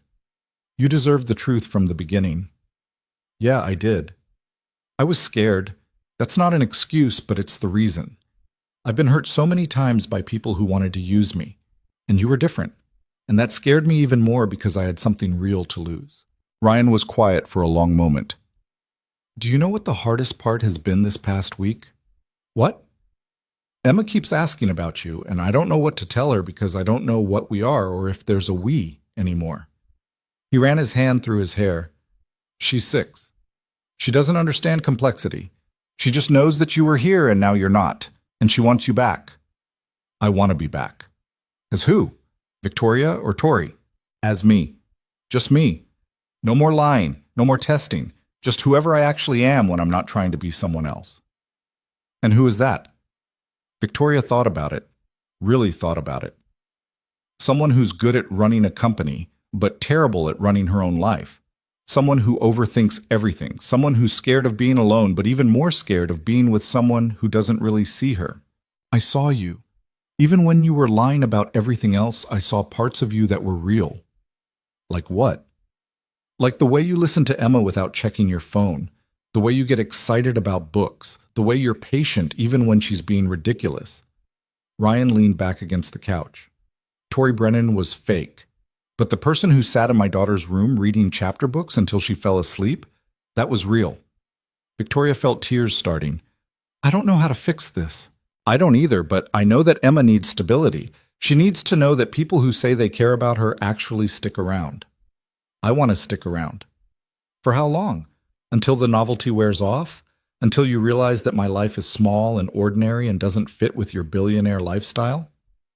My billionaire lifestyle is lonely and empty. Your small, ordinary life is the best thing I've ever had. Ryan looked at her for a long time. I believe you mean that. Right now, in this moment, I believe you. But I also believed you when you said your name was Tori and you worked at a nonprofit. That hurt, but it was fair. What do you need from me, Victoria asked, to trust me again? What do I need to do? I don't know. Time, maybe. Consistency. Proof that you're not going to disappear the second things get hard. I can do that. Can you? Because you have a whole other life, Victoria. A company, employees, responsibilities that probably don't include hanging out in a mechanic's apartment eating burnt cookies. I can make it work. How? You lied about everything for 3 months. How do I know you're not just saying what I want to hear? Victoria didn't have a good answer for that, because he was right. She'd spent 3 months proving she was an excellent liar. Now she needed to prove she could tell the truth. I don't know how to convince you, she admitted, except to keep showing up and hoping that eventually you'll believe me. Ryan stood up, paced to the window and back. Emma asked me tonight if you were going to be her new mom. Victoria's heart stopped. What did you say? I said it was complicated. She said that's what adults say when they don't want to tell the truth. He almost smiled. Kid's too smart for her own good. She gets that from you. She gets that from her mother. Ryan's voice got quieter. Sarah was the most honest person I ever knew. She couldn't lie to save her life. If she was upset, you knew. If she was happy, you knew.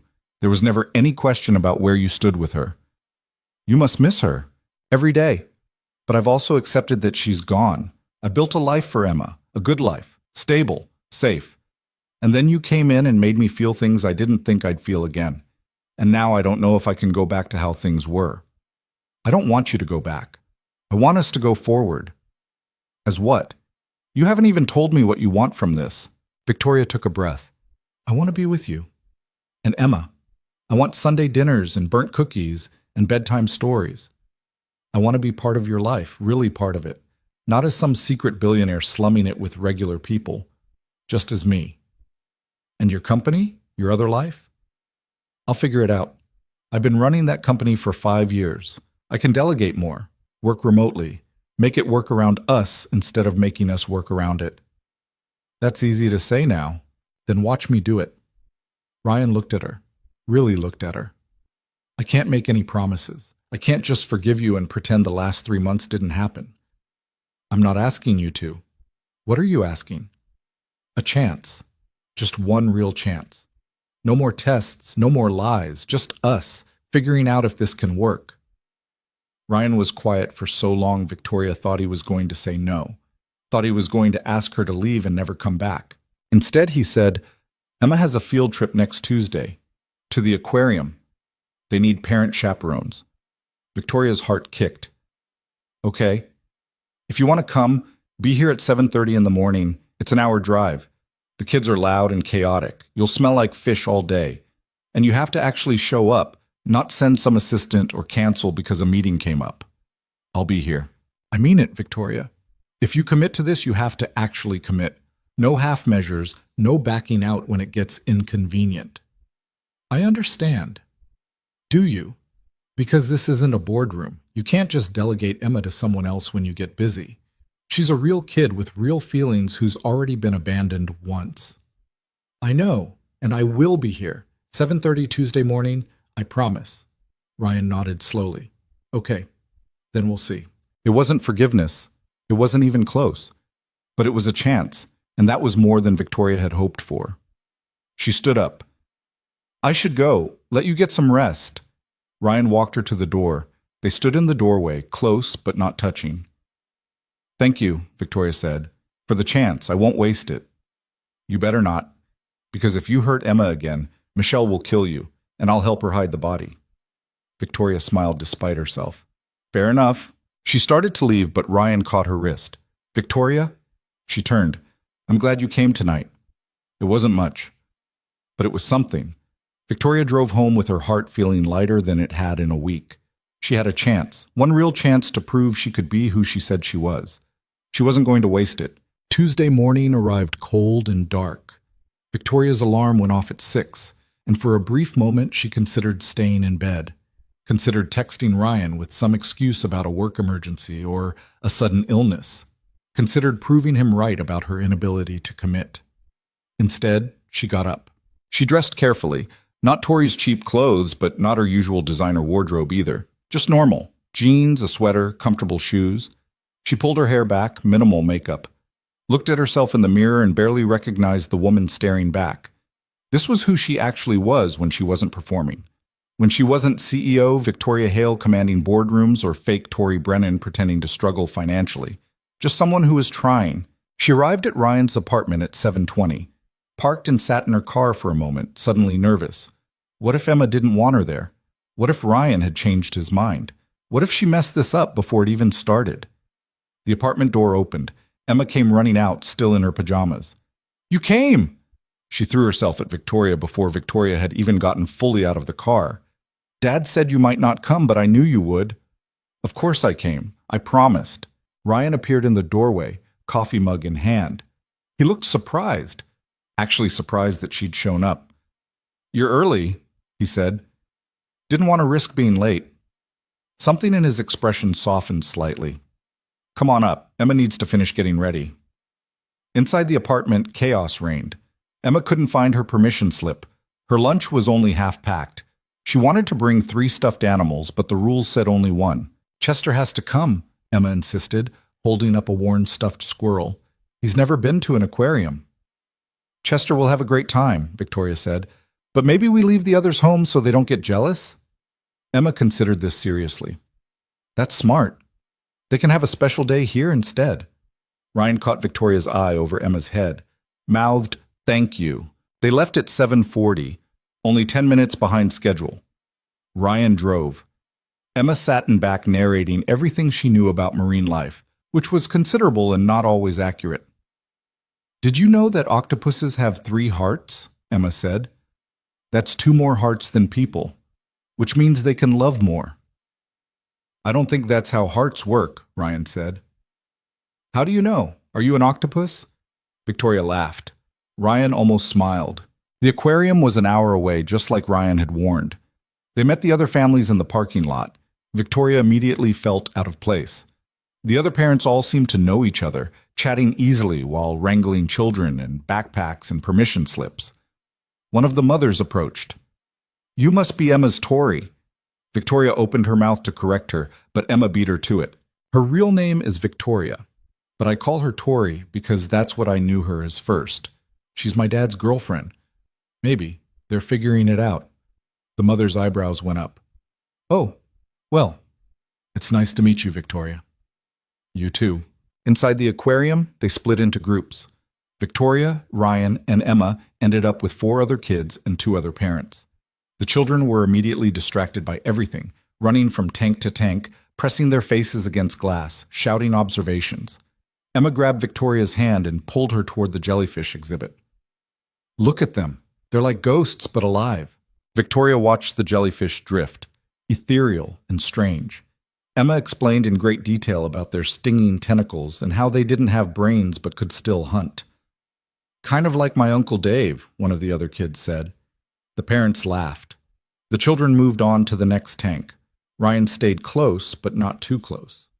Watching, evaluating, seeing if Victoria would actually stick it out or bail early. Victoria had never been particularly interested in fish, but watching Emma's face light up at each new exhibit, hearing her excited questions, seeing her point out details to the other kids with the authority of someone who'd clearly read every book about ocean life the library owned, that made it worthwhile. They saw sharks and stingrays and a giant sea turtle. Emma swore, winked at her. They watched a feeding demonstration where Emma asked so many questions the aquarium employee eventually gave up and just let her help. At lunch, they sat in the cafeteria. Emma, between Victoria and Ryan, carefully organizing her sandwich into precise bites. This is fun, Emma announced. I'm glad you came, Tori. Victoria. She looked frustrated. What should I call you? Victoria glanced at Ryan. He was watching, waiting to see how she'd handle it. You can call me whatever feels right, Victoria said. Tori or Victoria. Either one is fine. What if I call you both, like Victoria Tori? That's a lot of syllables. I like syllables. Then Victoria Tori it is. Emma grinned and went back to her sandwich. Ryan's expression was unreadable. After lunch, they hit the touch tanks.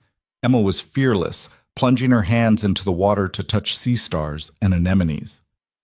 One of the other kids was scared, hanging back. Emma noticed. It's okay. They're squishy, but they won't hurt you. Want me to show you? She took the kid's hand and guided it gently into the water, patient and encouraging. The kid's face lit up when he touched his first sea star.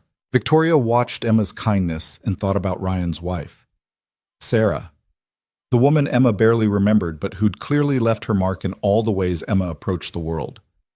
She's really good with other kids, Victoria said quietly to Ryan. Yeah, she is. Ryan was watching his daughter with an expression that was equal parts pride and sadness. Sarah was like that too, could make anyone feel safe. It was the first time he'd voluntarily mentioned his wife to Victoria. Not a wall going up, but a door opening slightly.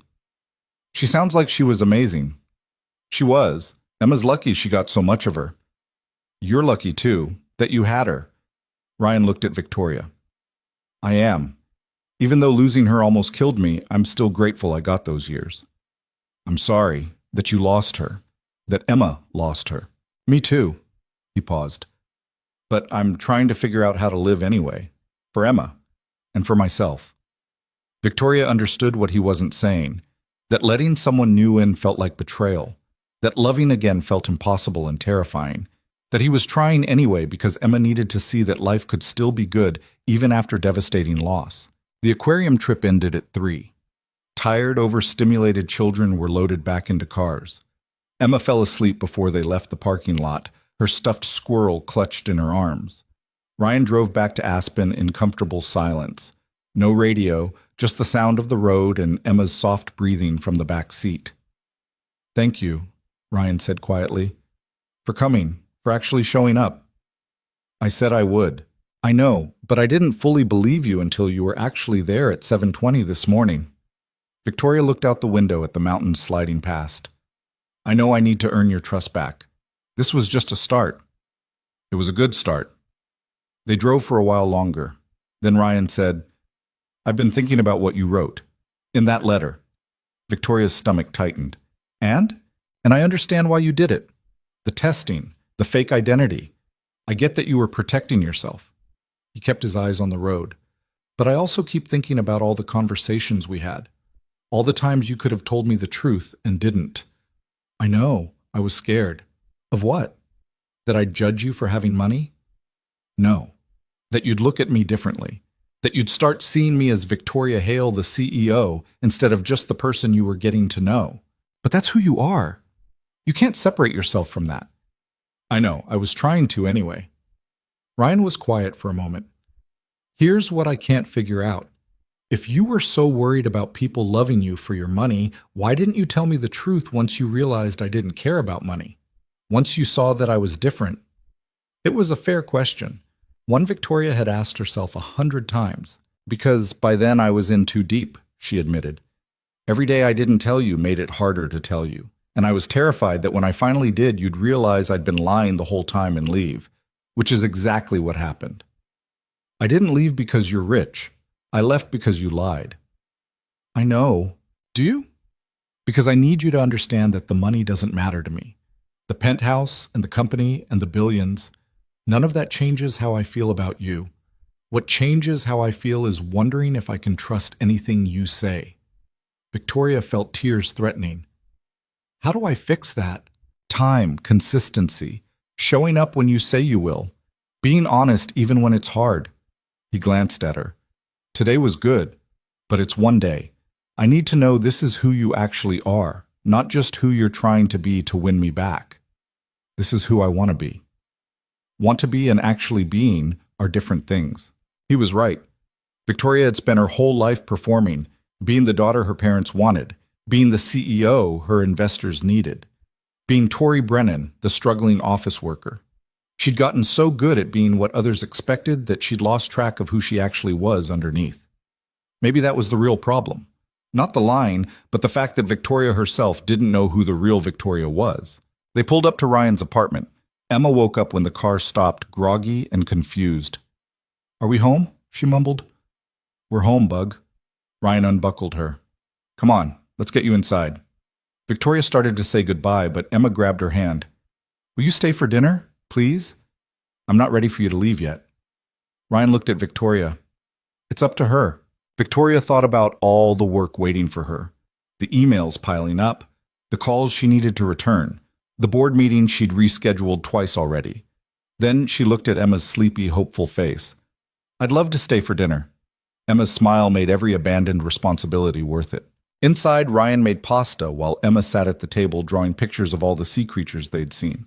Victoria helped where she could, though her cooking skills were limited to things that came in takeout containers. Can you open this? Ryan handed her a jar of sauce that wouldn't budge. Victoria tried, failed. Tried again. Ryan grinned, CEO of a billion-dollar company, defeated by pasta sauce. This is why I have assistants. Well, your assistant isn't here. Keep trying. Victoria finally got it open, feeling absurdly proud of herself. Ryan bumped her shoulder with his, a brief moment of casual affection that felt monumental. They ate dinner at the table that wobbled. Emma talked non-stop about the aquarium, about how Chester the squirrel had loved it, about how her friend Mia was going to be so jealous.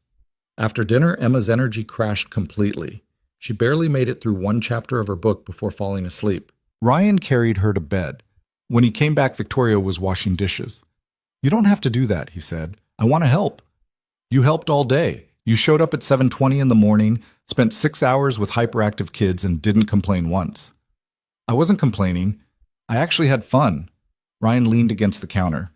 Can I ask you something? Anything. What's your actual life like, the CEO one? What does a normal day look like for you? Victoria thought about it. Meetings mostly. Video calls with investors, strategy sessions, putting out fires, making decisions that affect thousands of people. She rinsed a plate. It's a lot of pressure. I'm good at it, but it's exhausting. I usually work 12-hour days, weekends too sometimes. That sounds lonely. It is. That's why I started testing people. I had all this success, but nobody to share it with. Everyone in my life either wanted something from me or worked for me or was intimidated by me. And you thought pretending to be poor would solve that? I thought it would help me find someone who saw me as a person instead of a resource, which it did actually. I found you.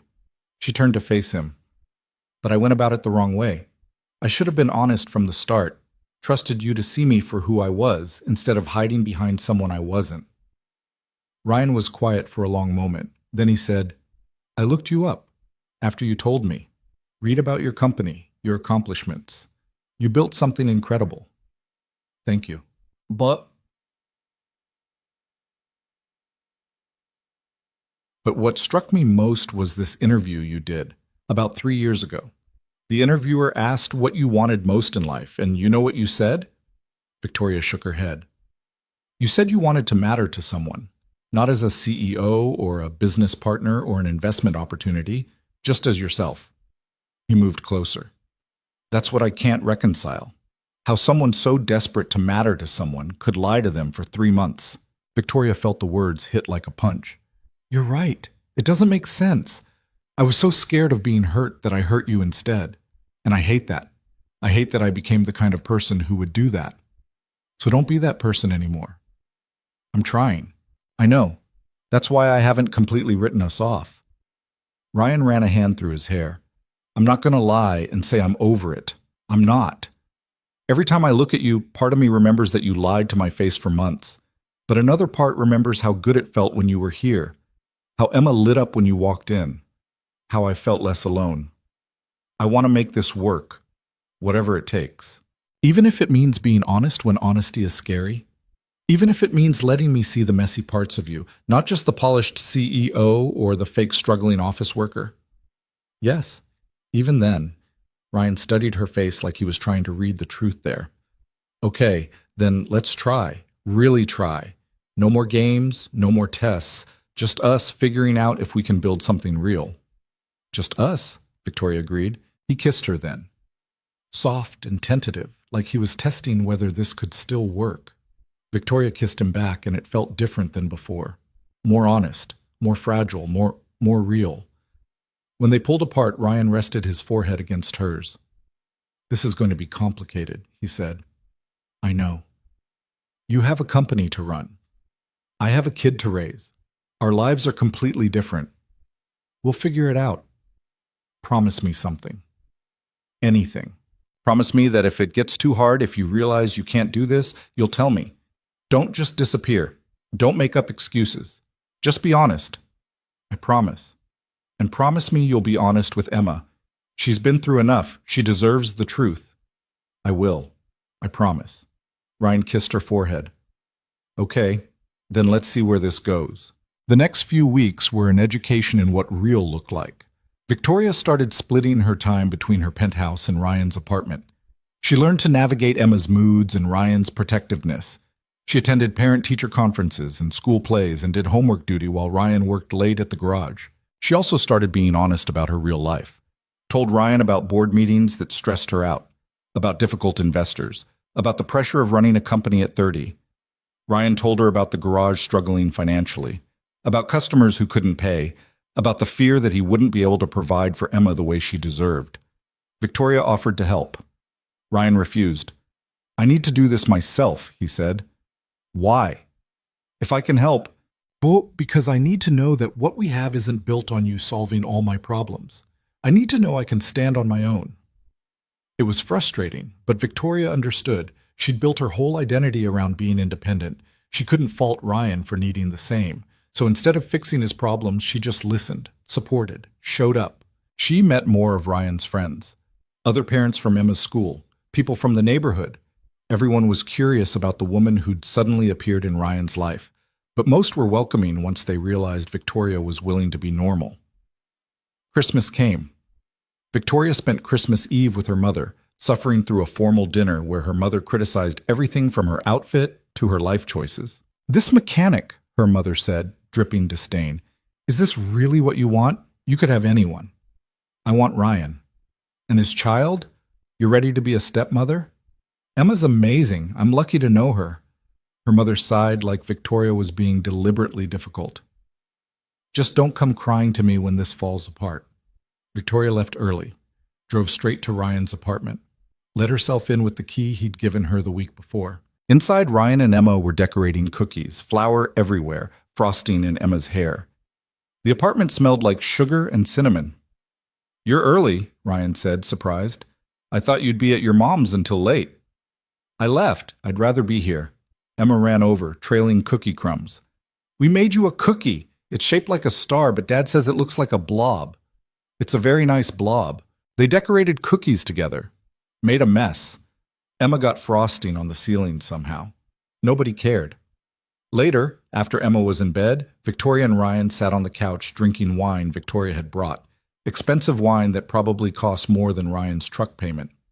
Your mom give you a hard time? Ryan asked. She doesn't understand why I'd choose this over the kind of life she thinks I should have.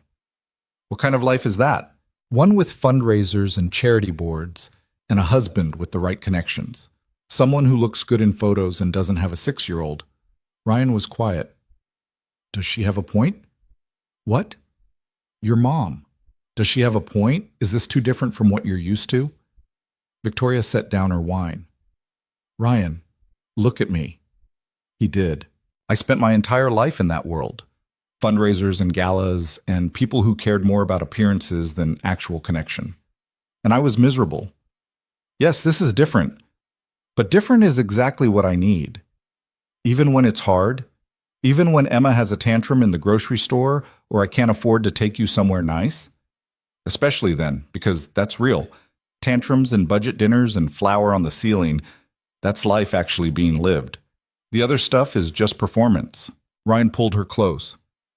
I love you. I'm still scared sometimes that this won't work, but I love you. I love you too. Both of you. They sat in comfortable silence, watching the Christmas tree lights blink. In Emma's room, they could hear her talking in her sleep about sea turtles. She's never going to stop talking about that aquarium, Ryan said. Good. I like hearing her happy. She is happy. Happier than she's been in a long time. He paused. You're good for her, for both of us. Victoria felt something loosen in her chest. The fear that had driven her to lie in the first place. The terror of not being enough. It wasn't gone completely, but it was quieter now. Because this was enough. This small apartment with its wobbling table and burnt cookies. This man who loved his daughter more than anything. This child who decided Victoria was worth keeping. This was everything Victoria had been searching for while looking in all the wrong places. New Year's came. Michelle threw a party. Victoria met more of Ryan's extended family.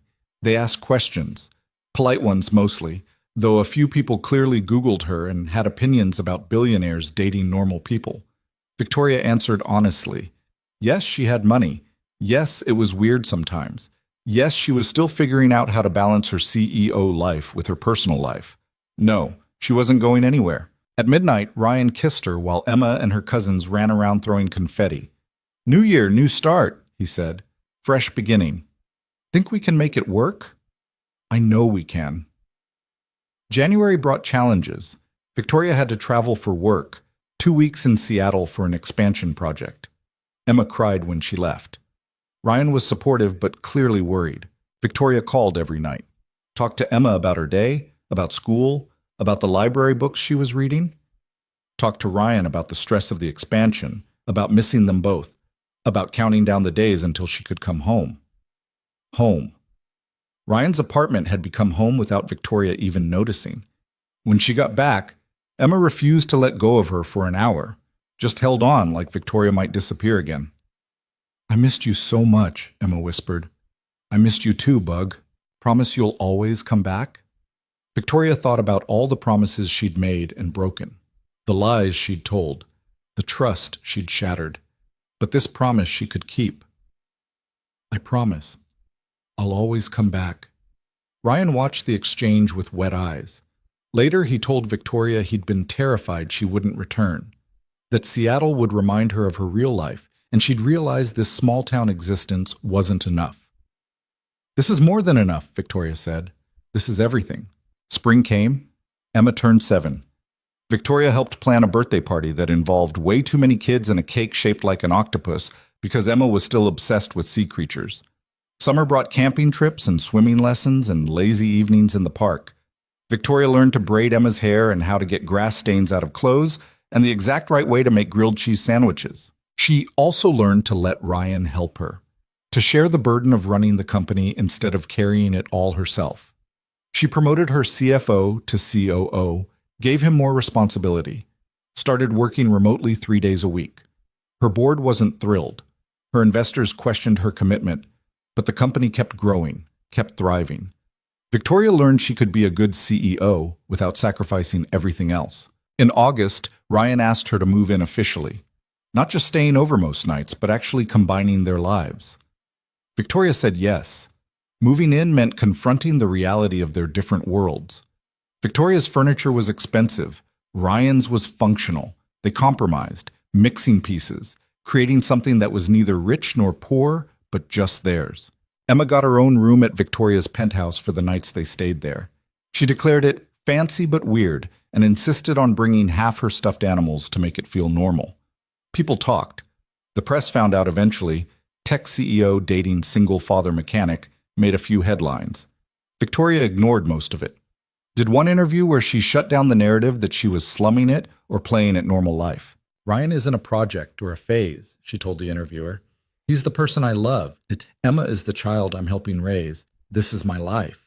The real one, not the performance. The article went viral. Half the internet called it inspiring. The other half called her out of touch. Victoria stopped reading comments. What mattered was coming home to Ryan and Emma, to dinner conversations and homework battles and bedtime routines, to Sunday mornings making pancakes and weeknight dinners burned because they were too busy talking to watch the stove, to being known, really known, flaws and fears and everything. One night in September, Victoria and Ryan sat on the couch after Emma was asleep, some cooking show playing on mute in the background.